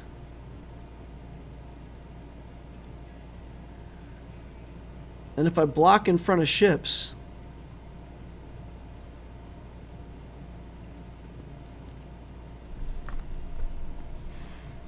yeah, if I actually hold in front of ships, all I have to do is clear one zone. I don't know. We need some more data. Need more experimentation to figure out if that's the right thing to do. Alright, let's move on to this Obtisio account. A bing bang boom Obtisio.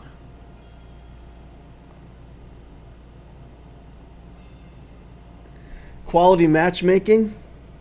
If you get that 80% data cron, I would. I don't know. Let's see if I've got enough materials. I didn't check.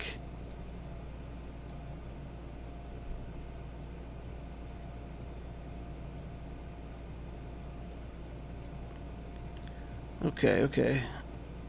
Where am I at? This one, right? We've got a bunch of armor, physical damage, Sith characters. If we go all the way,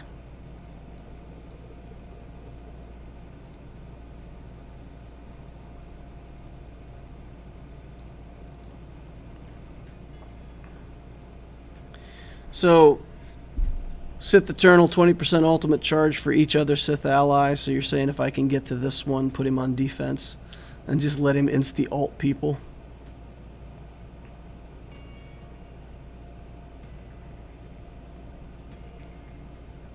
Let's see if we got enough resources. Let's try it. When they damage all element, I mean, I don't know what do. We can always re-roll it. So if we're going all the way to 9, we can always re-roll that. All right, let's get lucky. Let's get lucky. Nope. 4 re-rolls. 4 re-rolls. Let's see. Is that it? That's it, right?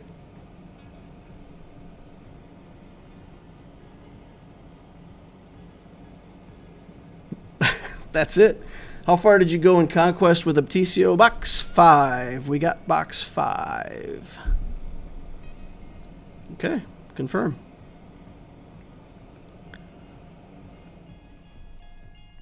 Nice. That is like statistically unlikely. It really is. That is really statistically unlikely. Streamer luck. Middle ability, you want shock, gains 5% offense. We got a couple of rerolls here. Reroll it.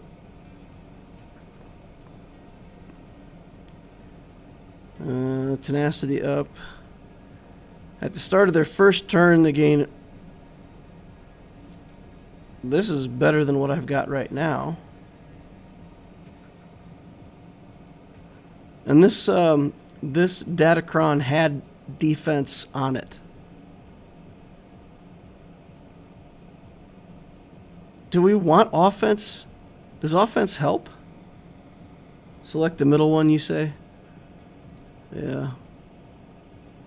So you're saying we really want to... Let's look at the faction stuff for Sith.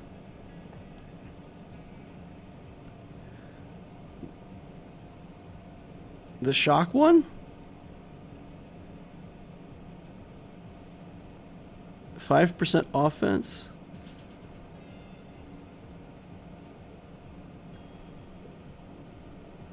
I think with this Datacron, since it's already loaded with armor, that's already got 100% armor on it. So basically, we're going to gain 400% of our armor, and then we'll be back to our normal armor. 400% of our current defense. That's good, right? This doesn't help us at all. Let's see if we get a lucky reroll here. We just got 1.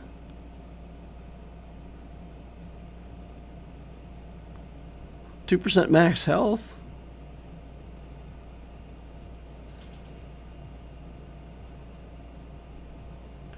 This is interesting. This, with him on defense, if he starts with 3 debuffs, so if they try to bring in Darth Revan or something like that, we'll gain tenacity up. I think that's better than 2% max health for a debuff. We'll do that one. We got no more rerolls on that, though. Third one, yeah, no, I like the middle one. I like at least the tenacity up isn't bad because I'm putting him on defense, right? With him on offense, it wouldn't be as good, but all right, let's take this Datacron and slap C on defense. Slap him. In he goes. This is the Sparta defense. Give them nothing and take from them everything. Okay, we can't do this. Can't do that. We have to do this. And we have to commit.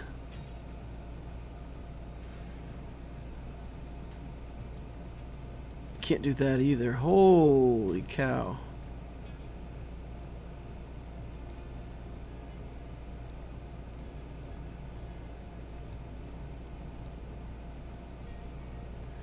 Okay.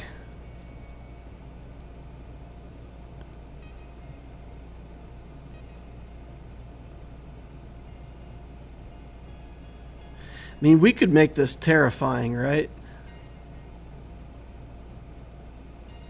That's just a no-go. C's gonna ult right away. Vader's gonna jump on their face.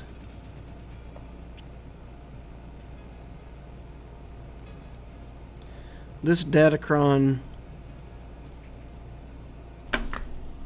We don't have the Datacron until next round of GAC.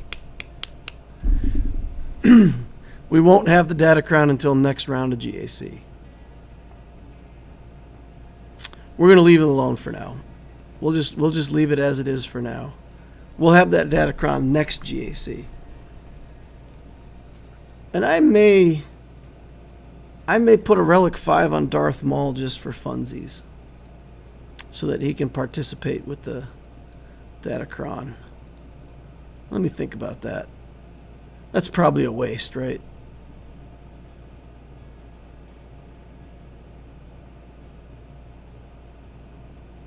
No. At the start of their first turn, they gain offense. And then they lose 50% defense. So he has to be Relic 5 to take advantage of that, right? So if we want to put...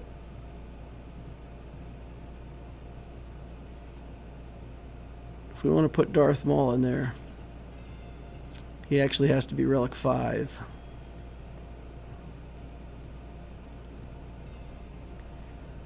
We lose all that stuff. So we need all Relic 5s. So we'll have to put a Relic level onto Maul. Or we'll have to commit Vader there. There. I don't want to commit Vader.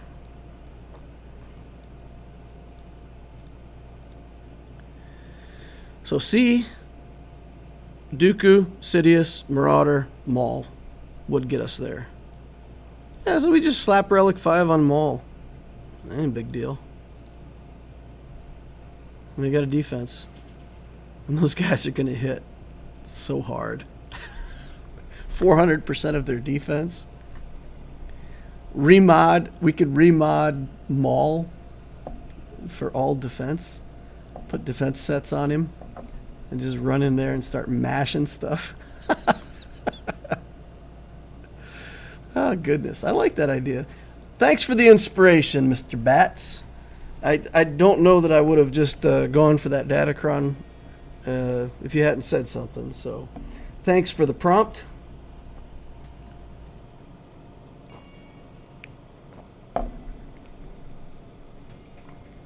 I'm 5 minutes behind you, but so mad that you got that first roll. I've done it like 4 times and haven't got it. Hey, I said it's statistically improbable that I got that. So statistically improbable. All right, you guys want to see this in Squada. I don't know. Let's pick somebody here.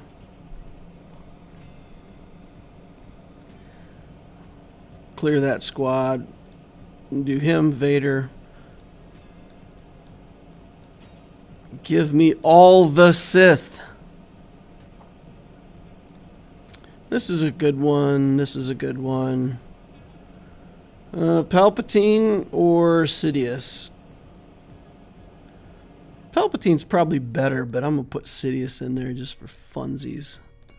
All right. And then add a Datacron. Boop. Equip. Okay. Link up Kenobi and Cat, right? And nuke them right away.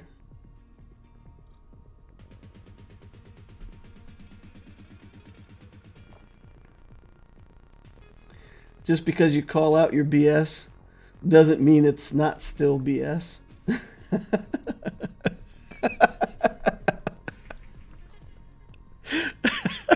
It's true. But at least there's some acknowledgement that I recognize it, right? So that's you at least have to credit me with recognizing that it was BS. It's cracking me up. Oh, that's funny. All right, let's just hit these guys with Vader. I suppose we should just put it on auto and see what it looks like, right? That was good damage. Not everything I could hope for. All right, here we go into the alt. Free turn right away. Take the nuke. Link up another couple characters. I probably would have linked Kenobi. That seems good to me, draining his protection. It'll go fast because he's a Jedi. Getting shocks all over everybody. He can do his ult, but we'll still take Padme out fast. We seem to be focused on her. Her protection's gone. Kenobi's protection is gone. He's going to start working on Kenobi now, though, right? Like, he's going to dive in on Kenobi. And, unfortunately, we are in that position where they're ignoring protection. So that ignore protection is just the end of C. It's not bad, though. I mean, did okay. Did okay. If we had a tank in there, if we had the Sith Empire Trooper tank in there, that would make it a lot better. But it has to be a Sith tank, right? So if we had that or Malak, if we had Malak in there, that with Malak, that'd be rough. That would be rough. So the team is beatable by JMK. I think most other teams would struggle with it, though. He got to the ult fast. It's good. It's good. We'll use that in defense. All right. Now you have to Relic 9 the sea.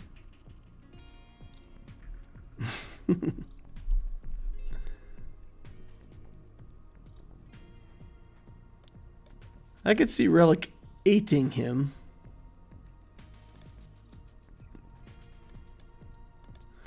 I could see Relic 8ing him. How much does Relic 9... I mean, what does he get for Relic 9? Is it just... It's a bunch of armor, right? Yeah, Relic 9 with that particular Datacron with the armor would be interesting. Get a bunch more health, protection, and armor. Some armor, I think. Yeah. And most JMK go on D from what I see. Yeah. Yep. Yep. No, looks like we're going to go to a 2GL defense starting next week, boys and girls. All right, let's get in here on Obtesio. Let's go. Let's rock. Rock and roll. Let's view this monster. Captain Slugh. He's a dark side historian. He is a puppet.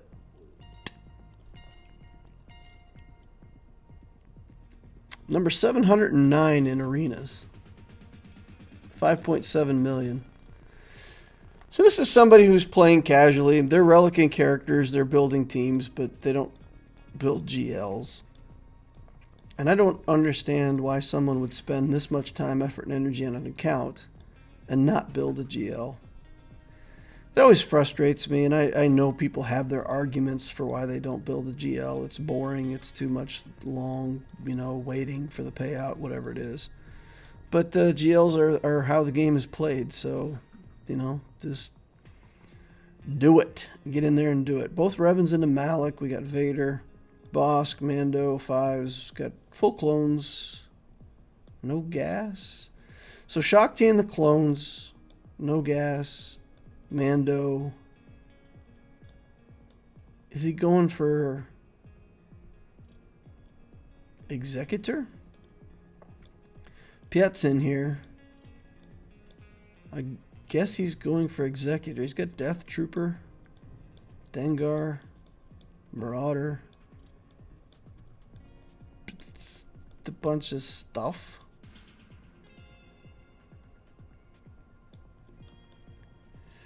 Maybe going for Sith Eternal because he's got Veer, Stark, Piet, Marauder.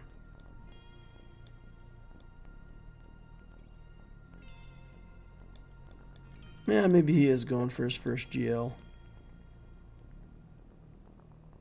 Hard to tell. All right, anyway, that's a lot of stuff.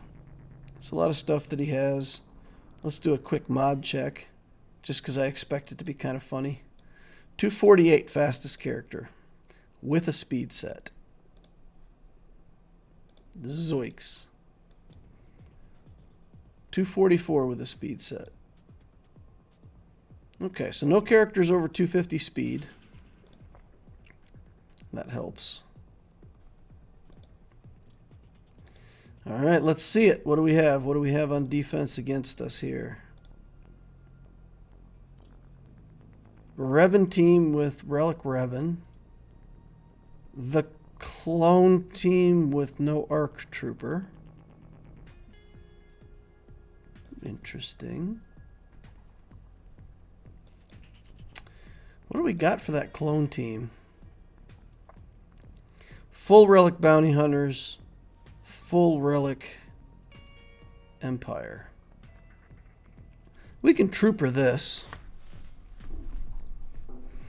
We can Trooper this, and we can probably Qui-Gon here. Do we have anything else that beats these guys? Vader?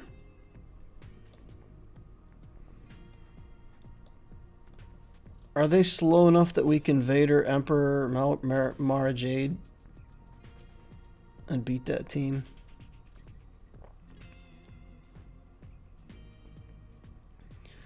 Iden? I'm not sure we have enough assists for Iden.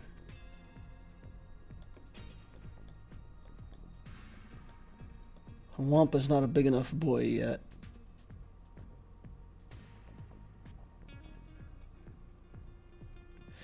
We could just drop Vader into the team, put the EP Vader team here, and then save our Qui-Gon team for the back wall.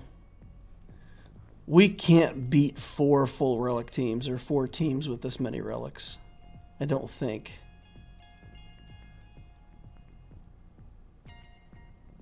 Yeah, what is this? Mace Windu with 3 Zetas and no Jolie Bindo in the team. Okay. It's not as bad as I thought. Alright, let's see what he's got on the back wall, and then we can choose to either fight with this front wall or go for the back. But I don't think we can do this without Vader. So we're going to be stuck putting Vader in there. Palpatine, Vader. We'll put in the Mara Jade. We will put in...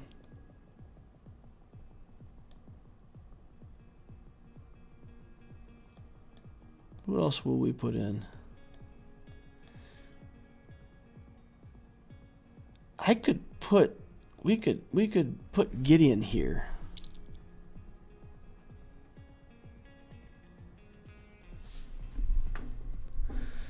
So this is a guarantee. If we do Gideon, we can drain their turn meter, get 25% ourselves, and then Mara Jade gets a turn and it's over. So we just got to figure out how fast we need our troopers to be. 200 speed on Vader, and he'll get 48. Right? 1, 2, 3, 4, 5, 6, 7 times 8, 56. So he'll be at 256. If we do our troopers without Vader, or without Gideon, I don't think we beat 256 yet. Where's this Piet? 246, he'll act at 266.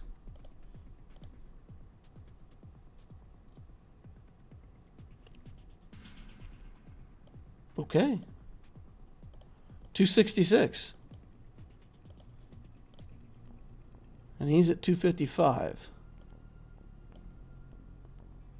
And Thrawn's not fast enough.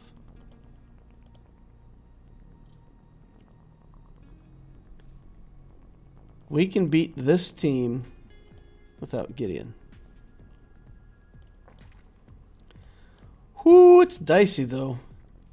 We need a second damage dealer because the Dark Trooper alone might not be enough damage. So we're going to put Snow Trooper in here. We're going to take Stark out. And we're going to put in a Junk Trooper. We're going to put in range.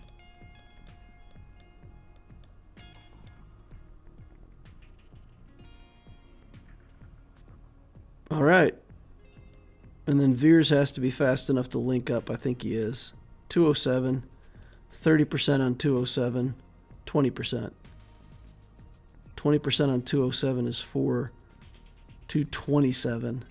So he'll go at 260. He'll be fast enough too.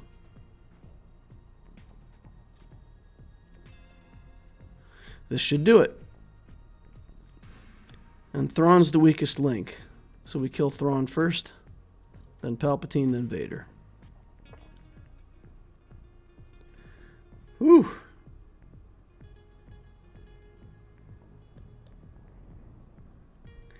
Kid Loquitur wishes everybody a good night.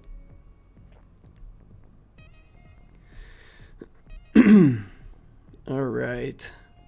Link, ye old Dark Trooper, get a couple buffs, get some turn meter. Thrawn is the weakest link. Just punch him hard. And we'll damage everybody. That helps us a bit.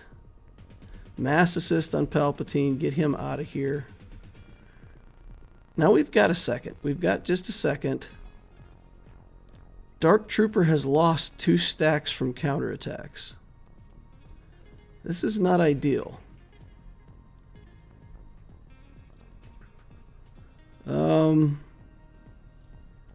Where are we at on turn meter? We've still got a couple troopers to go, so I'm going to hit Vader. Good, good, good. Range Trooper just paid for himself because we got an assist right when we needed it there. Pulled Dark Trooper a second time. Okay, we'll put a couple shots onto Tarkin. And he got a turn and cost us all of our banners. That is yucky. It's okay, though. We're going to get the win. 74 banners. We only lost 1 banner. That's good. It's better than to be expected. Okay.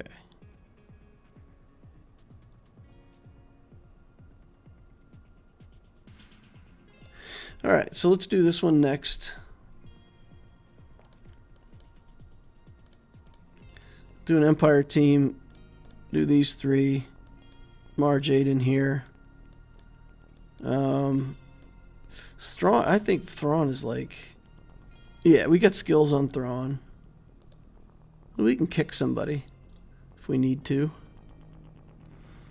It's a teeny tiny Thrawn. Yeah, it's good. It's good. Let's get in there. You facing Rambam with the 3 Zeta Mace? Mace is good. Mace is a good character. Okay. Let's drain the turn meter first and get a huge advantage on turn timing. Let's do that. This. Dance around everybody with basics. Get ability blocks everywhere we can. Another Force Crush. And I think we can call him. Nope. Denied. Get rid of some of Bosk's armor. And nobody has threatening turn meter at the moment. We're going to get rid of the turn meter on Mando. We just to pick a target and get Thrawn working on his cooldowns. And then we'll come in with our stuns. We're going to stay on Bosk for now. Mando didn't get stunned, so we're going to get back over on him. Merciless Massacre again. And this is taking out a whole bunch of relic levels with 2 good characters. So I feel like I'm trading up pretty well here.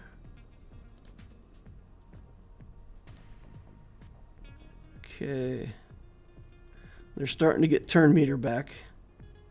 They're all stunned, so it's not too big of a deal, but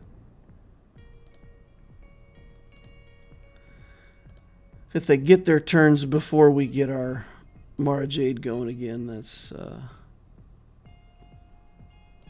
it's alright. Not a big deal. Get back over here on Bosk. We'll do staggers, and we'll get rid of their turn meter again. Just in time. Okay. He says no and takes away all my banners. I shoot him in frustration. Yeah. That's a bummer.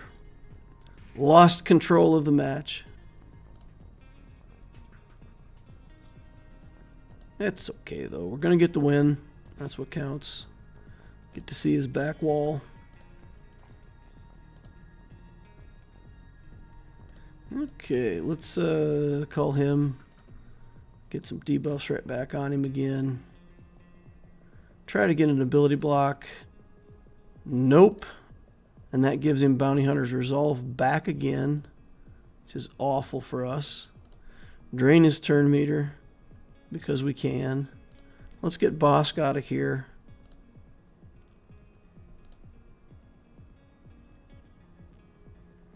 Okay, we'll do this. Kill him. Hit him. Stagger him. Cull him. Alright. 58 banners. It's okay. They got off the leash a little bit, but not too much. Feels pretty good for a 7-month-old account, right? Oof.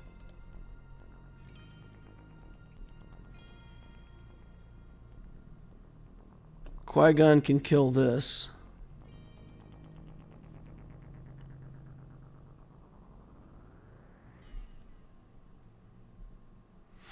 So we got Qui-Gon, we got a not good Grievous. We get some kind of Padme team. Got Iden Versio. What kind of troopers do we have left for Iden?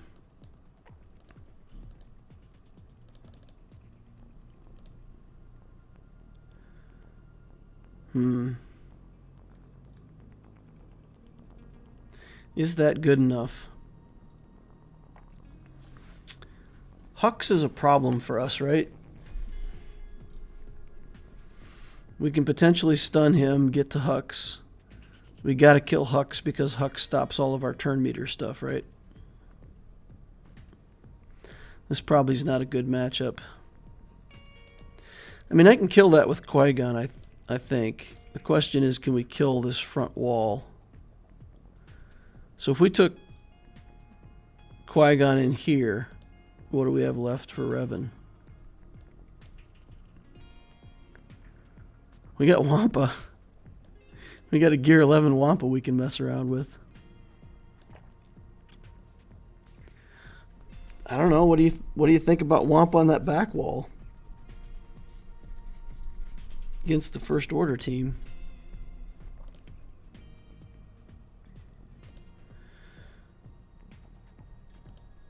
We get stunned by Kylo, right? So he just comes out the first turn and goes stun Wampa. And there's nothing you can do about it, right? And you're stunned for 2 turns, and then you just get killed. Can't be evaded or resisted. So Wampa probably loses that. Not good.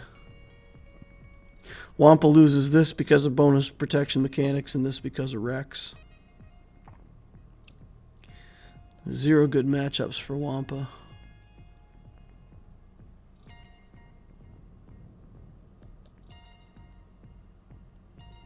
I don't know. I kind of want to just use a bad Qui-Gon team and rely on his bad mods to allow me to win. And then use the rest of the better Jedi for, just take garbage Jedi in here and basically try to win with Jedi Knight Anakin. If they kill Qui-Gon right away, though, this won't work. I'm trying to figure out how to do a Padme team and an Anakin team. Because if I do it this way, then I've got Mace, Ahsoka, Yoda, Kenobi. Kenobi have mods yet? Yeah, he's got trash mods on.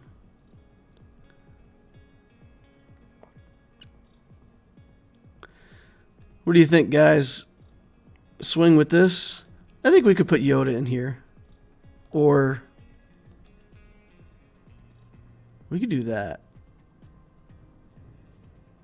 That's just a speed bump, though. He doesn't have a Zeta on him. All right, let's put Mace in there, and let's do this.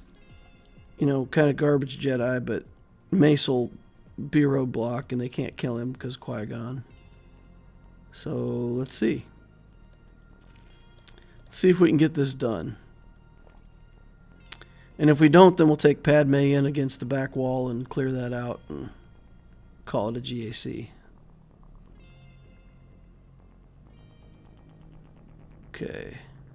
I feel confident to go ahead and do this right now. I was overconfident. That is awful. We're going to lose this now, no problem. Oh, yikes. Okay. Counterattacks deluxe. We can't get past 5s, it seems. Yep. They just went right after Qui-Gon. That's not ideal. All right, well, we tried to get a cheap win to see his ships, and we did not make it. So now we'll come back here. We'll put this Padme team together. And, it ain't great. We need a couple more Galactic Republic things.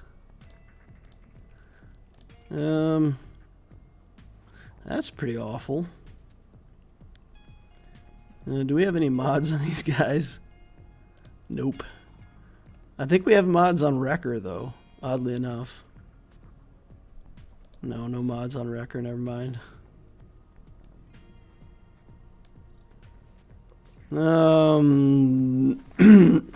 There's nobody else even worth putting in. But if we can kill Hux, that's all we need to do. If we kill Hux, then no, we got to kill. We actually got to kill Crew. He's the threat, right? Okay. Work on getting Hux out of here now.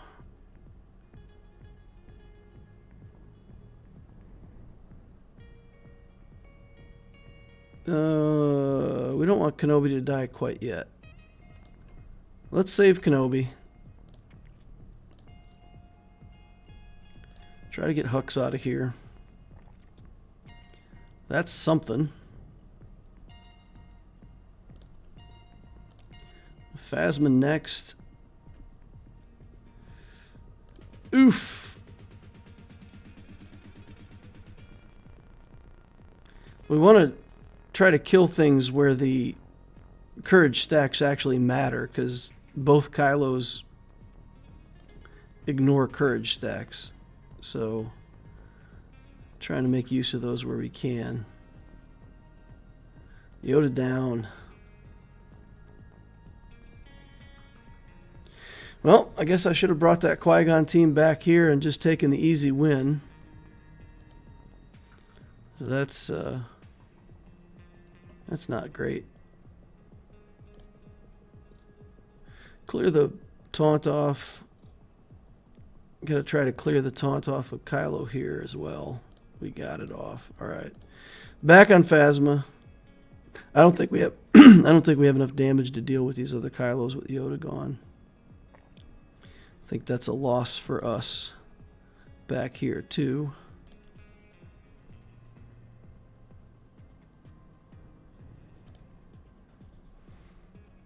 Okay, come on.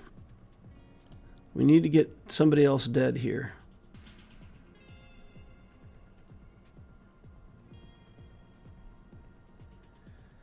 Okay, come on. Nope. Nope. All right.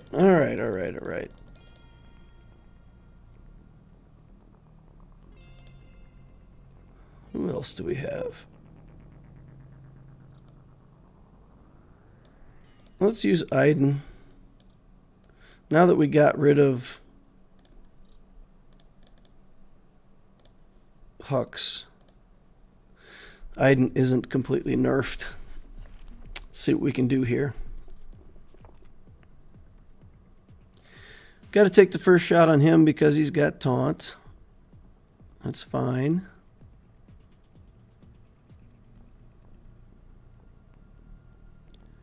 Let's bubble up right away to try to protect ourselves. Try to get more damage.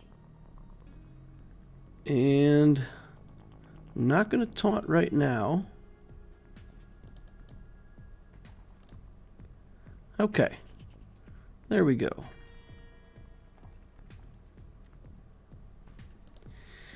Let's see if we can get rid of this Kylo.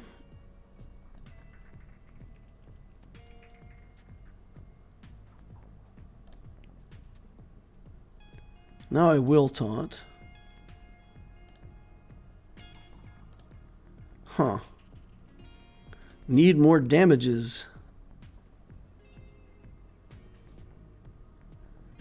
Now we got to deal with the First Order Stormtrooper with the taunt. So we're going to take him all the way out. He's just going to keep getting in the way. So we're not going to be able to kill either of these Kylos unless we can stay on them. All right, we'll just do that. Dump it. Get taunt over here. Put the bubble up again. All right. This is where we're trying to get to.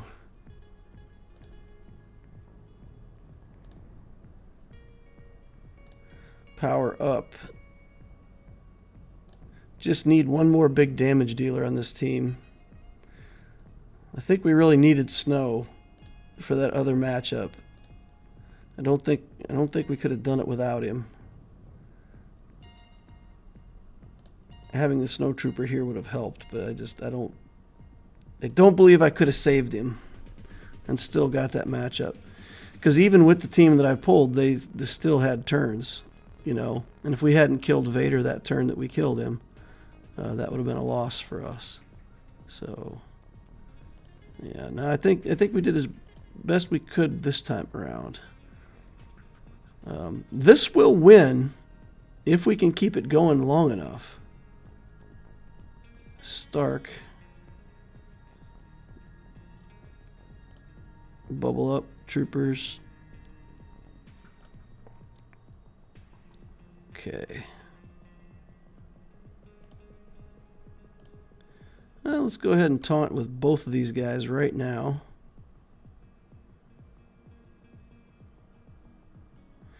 And then I think we really have to kill Crew first, right? Because if we don't, he's just going to get in the way on Kylo. Okay. recovered our guy.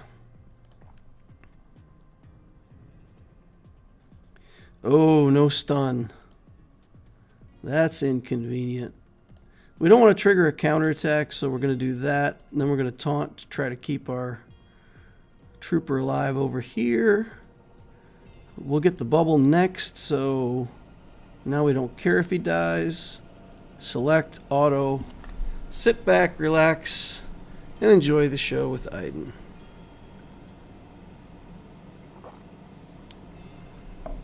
Like a surgeon, like the Weird Al song, like a surgeon. Cut this team apart.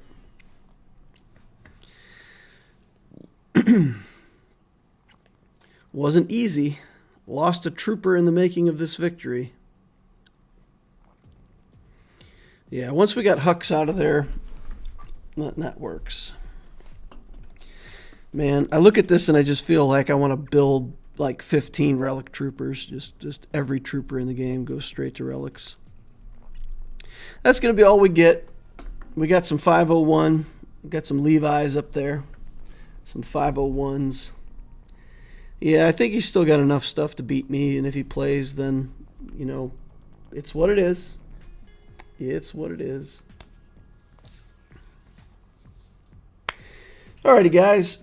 That's going to wrap up the GAC entertainment for this evening. If you really want to see some TCO battles, I have to do those anyway, so I guess I'll just stay on and do my Abtesio battles. Why not, right? Okay, we don't want to star this, so no ship battles there. We've got 1, 2, 3, 4 battles to do. Alright. 2 stars there, 1 star here. 190, 88, 5. Alright, so we'll win 2 combat missions here and push us closer to that star. And we'll win 1 in the middle. Let's go first with Ye Old Troopers, because that's fun. Let's get it, guys. Just for fun, let's see Wampa versus Revan. Wampa's going to get his health reduced by Revan. So that battle's going to be not entertaining or fun. All right. So now we're just going to do trooper things. Take a counterattack here. It's all right. We're not even going to drop the big bomb. We're just going to kill him the good old-fashioned way with basics. Remember, if you're playing troopers, never ever use that summon. Once that guy gets a turn, it ruins all your stacks of Emperor's Trap, which you don't want to do. Let's get a quick kill here. Get that working back on cooldown. I'm killing stuff way too fast. Oh my goodness, guys. I may have messed up using that mass assist. I'm not going to get my cooldowns back. I got to get them back on next round. That's inconvenient. Wampa was going to invite Revan to the snow monster ball, but now, no way. Alright, we'll use the big area effect here. Oh my goodness. It's too much damage. It's too much damage, guys. Yikes. Saving all of our cooldowns for the last zone. Phase 4. We should be able to punch Jedi Vanguard. You know, a couple crits for 100,000 each. I mean, a character that hits for 100,000 4 times on the same attack, that's fair. It's perfectly fair. No need to balance the Dark Trooper. Alright, we got our mass assist back, so that's good. Got a Ki-Adi Mundi here in the final. We're going to relink for the offense up right away. We're going to do the area effect right away. I'm so entertained by that. These guys are not easy. And that Dark Trooper just makes it look like a joke. Ki-Adi Mundi. Now he's doing basics for 100,000. Non-crit.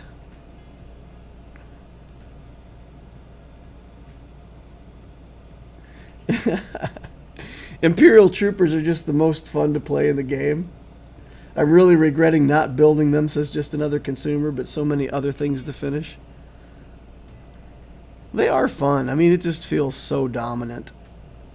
You just keep clicking buttons.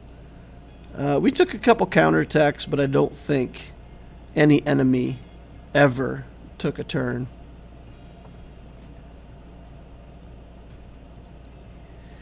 We'll run this with Geos. Geos. Geopets. Any tips for the Techno Union grind? Don't do Revan. So part of the Techno Union was to get Jedi Knight Revan. He used to be such an easy grab because his requirement characters were in Fleet. They've taken all those characters off of Fleet and made that significantly harder. So I'm recommending that you just don't worry about Revan and focus on getting Padme right away. And that works. Instead, you'll still want to get Jedi. You'll still want to get Qui-Gon and the other Jedi that go with the Padme team. But that's my advice. Skip the Revans with the current meta.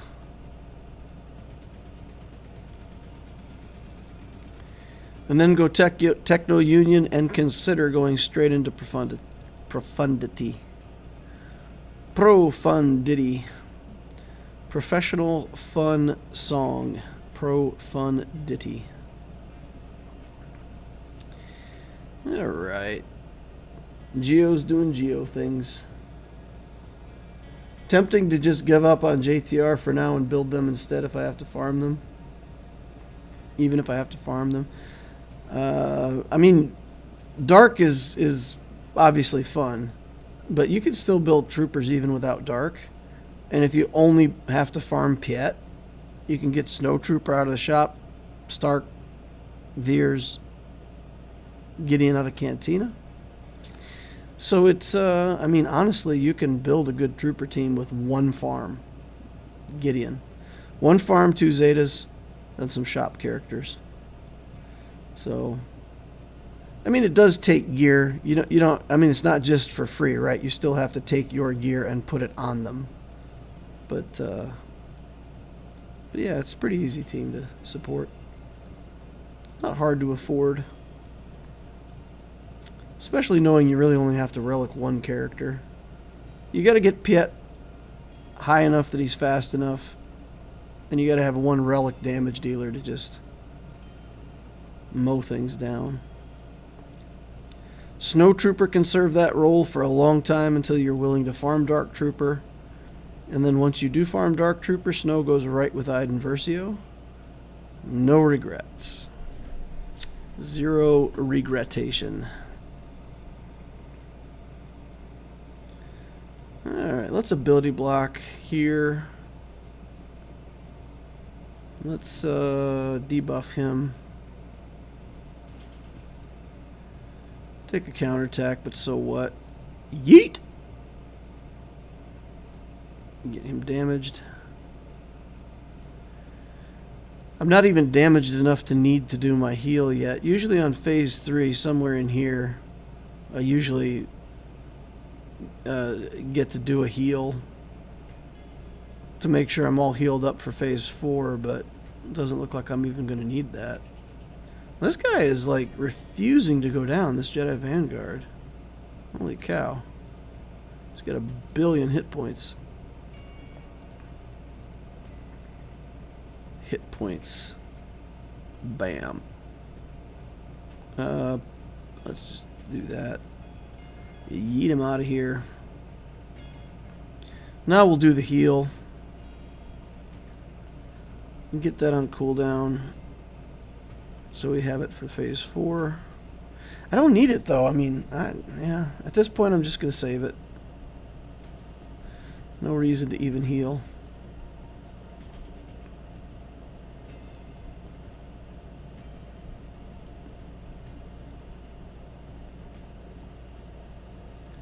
Well, let's block the consular. I don't want him healing. And then we'll try to get an ability block over here on the Sentinel. Nope. Put her under stealth. Yeah,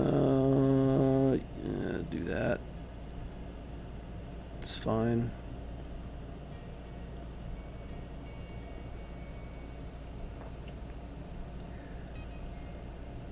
Iden with R5 snow is nasty. Piet and Gideon are both a couple hundred Kairos. Well, I mean, I built Gideon and I did like a Cairo every 3rd week on him, more or less. And it wasn't so bad. It came along.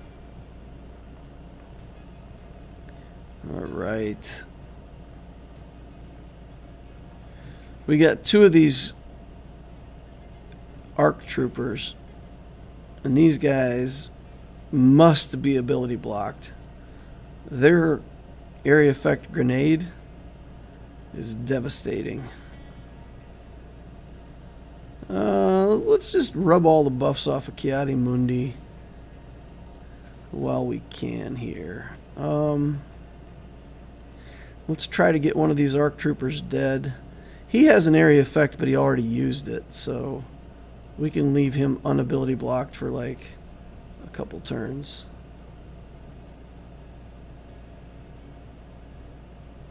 Let's ability block Ki-Adi Mundi. And we'll ability block. I'm a gonna die. I'm a gonna die.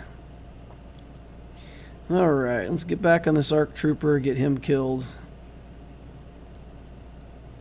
Getting too much turn meter over here on this Ki-Adi Mundi, so we may have to ability block him again. Try again. Check the cooldown over here. Still got 3 turns to go. Let's see if we can get rid of him. Successful. Get an ability block here. No ability blocks. That Poggle's on strike. Okay. Let's do this. Remove his turn meter. Keep him from taking another turn. I think we want to heal now. I think we want to go ahead and throw our healing.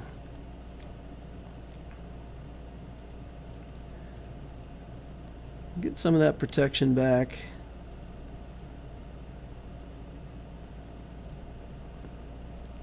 Finish off, I'm gonna die.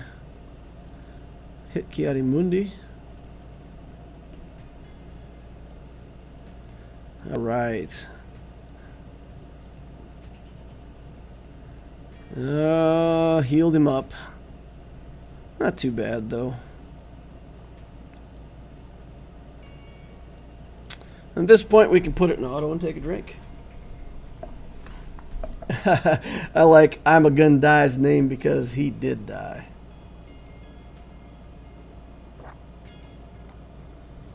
It's a funny name, right? I'm a Gun Die.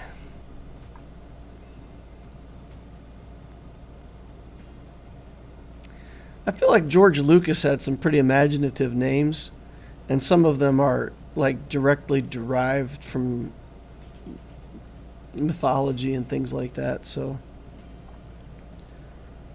he has some pretty cool names. Alright, so we got Vader left to go. We just have to figure out if we can make 2 teams. Can we make 2 teams?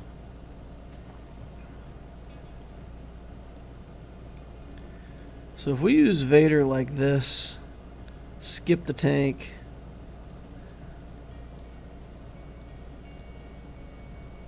could we get 3 waves with this? And then try to come back around with some other stuff? I don't think so.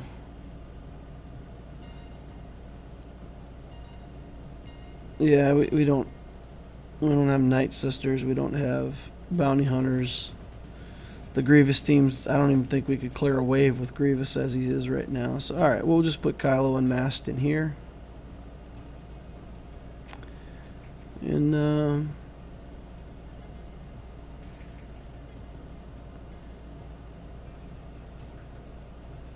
yeah, I don't know. What's the best thing? Wampa in there for style. I guess we'll just put Tarkin for more debuffs. The Death Sticks guy is literally called Sleaze Bango, I'm pretty sure. Sleaze Bagano. Sleaze Bagano. If that's true, I find that hilarious. That's awesome. Alright, we'll summon this bro-bot over here. He's a bot and he's a bro. Alright.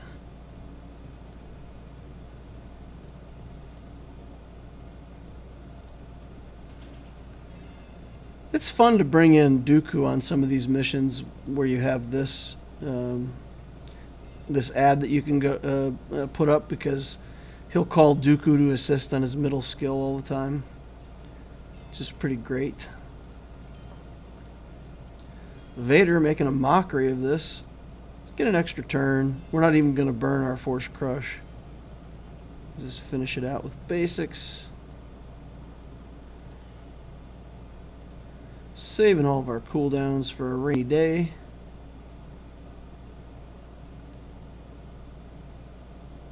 Alright. Elan Sleaze Bagano. That is hilarious. I didn't even know that. Oh, that cracks me up.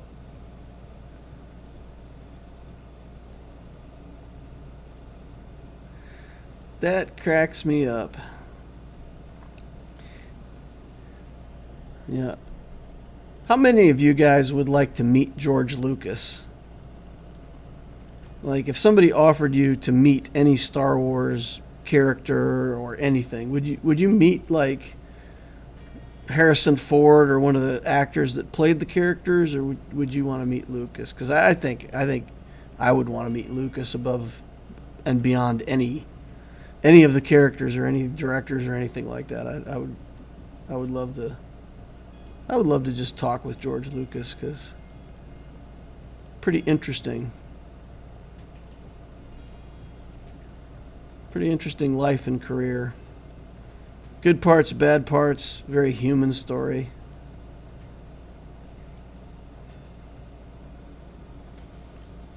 Ewan McGregor would be cool.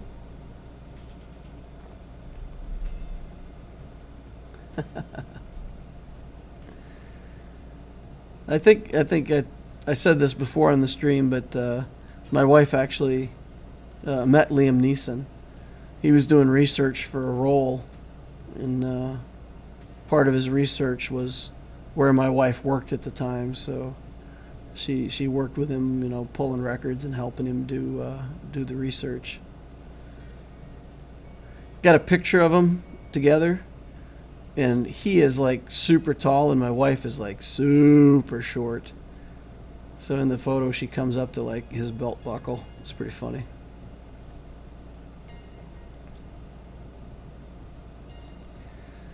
Alright, mowing things down. Our team's looking pretty good. Haven't even lost our Tarkin yet.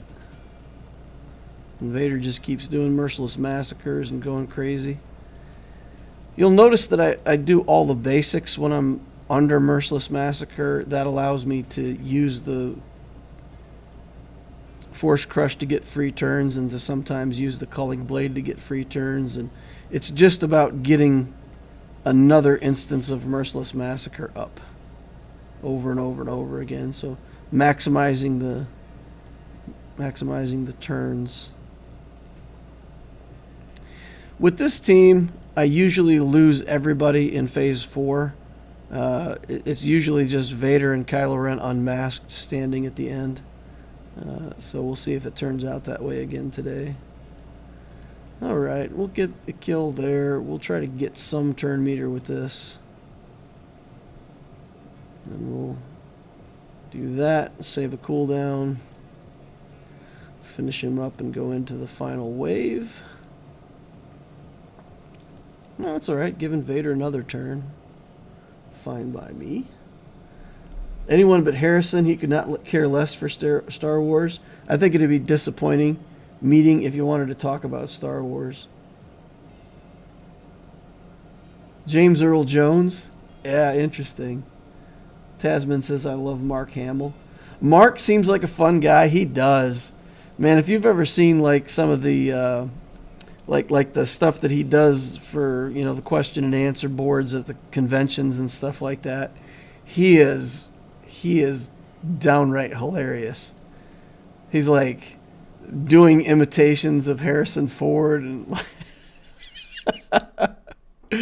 yeah, he seems like a very charismatic person for sure. Yeah, I would agree with that. Very entertaining. All right, let's get the medic. We're losing everybody, but it's no surprise, right? We're gonna still got 2 more characters to lose, so to speak. All right. Come on now, it's time for Vader to kick in here. Should be close. Get another Merciless. 1, 2, 3, 4, 5,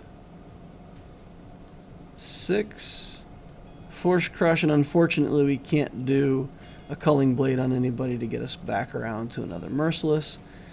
But that's okay. We'll end our turn there, and the next time we get a turn, we'll have Merciless again. Look at Crew tanking this. Anybody who doesn't like Crew, this is what Crew does. Just makes PvE easier. They're going to take him down, though. Holy cow. Look at him. Look at him go. They're getting him. They're getting him. Alright. Do another Merciless Massacre. Go around again. Basics for everyone. You can have a basic. You can have a basic. Those tenacity downs that he's throwing out certainly help too.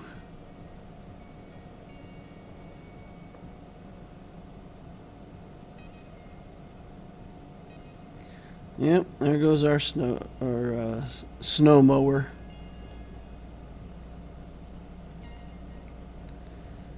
Okay. Imagine if that crew was Relic 7 or 9. He only Relic 5 on this account. He's a little guy. Still holding up pretty good at Relic 5, though. I think we'll definitely invest more relics in him at some point. Probably sooner rather than later. Gotta get the medic killed first because we don't really have another way to deal with his resurrects. So, come on, Kylo. You gotta get a turn, buddy. You gotta get a turn. You got lots of dots on you. Yeah, there we go. Those dots are such good healing for Kylo Ren unmasked.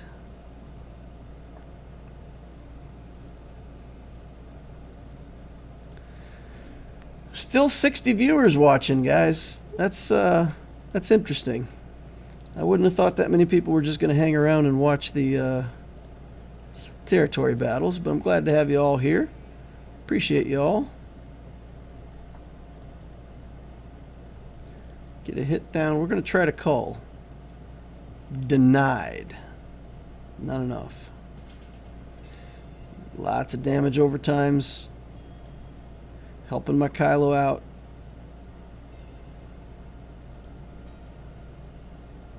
Oh, ouch. Alright, basic for you. You do have to watch out for taunts on some of these characters, though, because if you're just clicking mindlessly, Vader will actually get stuck on a taunt and waste his merciless massacre. So be careful of that when you're using Vader. Most people know it, but just sharing it in case it helps somebody. Oh, Kylo! Oh, I thought they had him. I thought they had him. He's going to stand tough. He's going to get another turn. And he's going to be fine.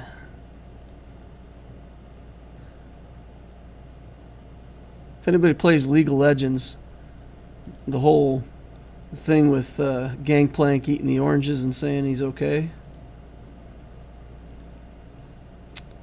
That's Kylo Ren unmasked right here. He's like, nah, I'm alright. Eat some oranges. Everything's okay. Alright. And then I think here, we're in pretty good shape. For another 4 of 4 clear. 12 waves for the guild. Now let's try to call here. No, it's not enough.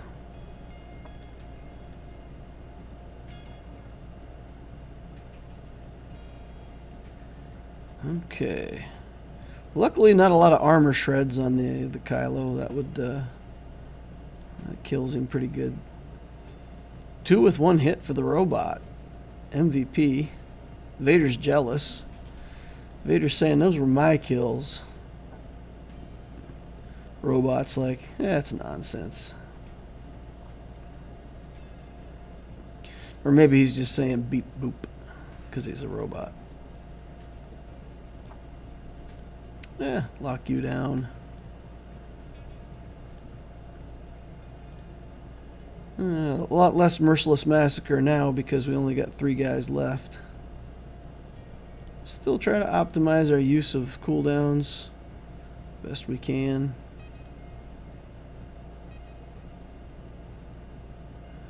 Okay, alright.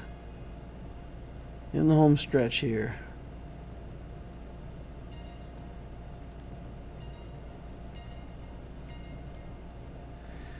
I don't think my guys can mess it up at this point. I think if I put it on auto, it's going to be good. So that's what I'm going to do. I'm going to put this on auto. And I'm going to sign off for the night. 12 Geo waves with this TCO count with 3 teams. 2 relics on the Troopers, 2 relics on the Geos, 2 relics on this team. So 6 total relics for 12 wave clears. Not too bad. We could probably do this one. I was going to say with 1 relic, but we really can't. We really need that crew in there to hold down the damage while Vader does his stuff. So, yeah. Probably need the 2 relics here. Need the 2 relics for the Troopers. Don't need the 2 relics for the Geos. 1 relic is fine. Relic Spy or Relic Brood Alpha is fine for Geos. That'll get you everything you need every time. What's the next project here? The next project is Profundity. We're going to finish up relicking Grievous. We want to get Grievous to relic for the Malevolence as well as to make a Grievous team. And then we're going straight into Profundity and then JML. I'll probably stop playing the account before I achieve all of that. I may just play this account through Profundity and kind of show people like what it looks like, and probably start another new account toward the end of the year. Start again free to play. I'll do what I call a springboard launch on it, and then when I do the springboard, we'll quit playing up TCO. So the springboard launch, I've explained this to a few people before. It's the idea that you play your account to about level 30, and then you quit doing the daily quests. You just do your refreshes every day. You build up the Geos out of Cantina. You build up Dark Trooper, Piet, Vulture Droid, things that you can farm really early on. And you just keep getting experience from farming. When you finally hit level 60, it takes about 45 days of doing that to hit level 60. But you've paused your account, and instead of hitting level 60 in, let's say, 20 days of play, you hit it in 60 days of play, and you've already got your Geos built. You've already got a bunch of stuff from Galactic War saved up and ready to go. So as soon as you hit 60, you fly straight to number 1 in fleets and go from there. You don't lock in your fleet shard until you hit level 60. So your fleet shard is not set when you start your account. Your fleet shard is set when you hit level 60 the first time you're eligible to play for Fleet Arena. So basically you game the system, you play for about 2 months, you build up a big, it's not like a horde account that's played for a year before you launch, but you build up enough stuff to be dangerous, and then hard launch on fleet. It takes a little bit of the pressure off you to have to do all that fleet stuff. But I've never shown what that looks like. It's for patient players, probably not first-time players, but people starting an alt account. You just kind of play without doing the daily quests. It takes you longer to get to 60, but then once you do, you've got a huge advantage. So it's a nice way to launch an alt account. So I might show that. How did you do with Proving Grounds? We complete the Proving Grounds missions. It's no problem. I've got Jedi Master Kenobi on this account, so it shouldn't be an issue, right? What am I missing? Oh, the Proving Grounds is already gone? Yeah, no, all I can get out of there right now is Maul shards because I have Cat. And I have the Razor Crest. So those are already done. So I got 20 Maul shards with Loquitur. And of course the Abtisio account is a long way from qualifying for Proving Grounds. No Relic Geos also works. Yeah, No Relic Geos works, let's say, through Phase 2. I think on my main account, I didn't have any Relic Geos for a long time. Even Brood Alpha, I don't think I relicked for a while. And what I found was, in the third set of zones, I could maybe get 3 waves, and in the last zone, I could get 2. With 1 relic on Geos, they'll get 4 out of 4 in wave 3 in sector 3, and most times we'll get 4 out of 4 on sector 4. There are some teams with area effects that you can't get enough ability blocks spread around fast enough, and you lose it. But one relic Geos can get you 16 total waves. Without that relic, I wasn't successful with getting waves in sector 3. Spy is the only one I can justify. Relic 3 GBA works.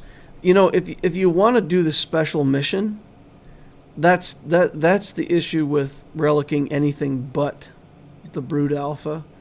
If you want to do this special mission, it helps to have a really fast Brood Alpha. If you can't get your Brood Alpha fast enough, it's hard to do this Acklay mission. So that is a reason why if you relic only 1 Geo and you're not worried about fleets, you relic the Brood Alpha. That gets him the extra 20 speed. Gives you better chances of winning in the Acklay mission. Acklay gets enraged. Your Brood Alpha has the ability to remove the enrage. If your Brood Alpha is fast enough, when the Acklay regains the rage, he'll get 1 turn with the rage, and your Brood Alpha will remove it the next turn, and that's usually a win.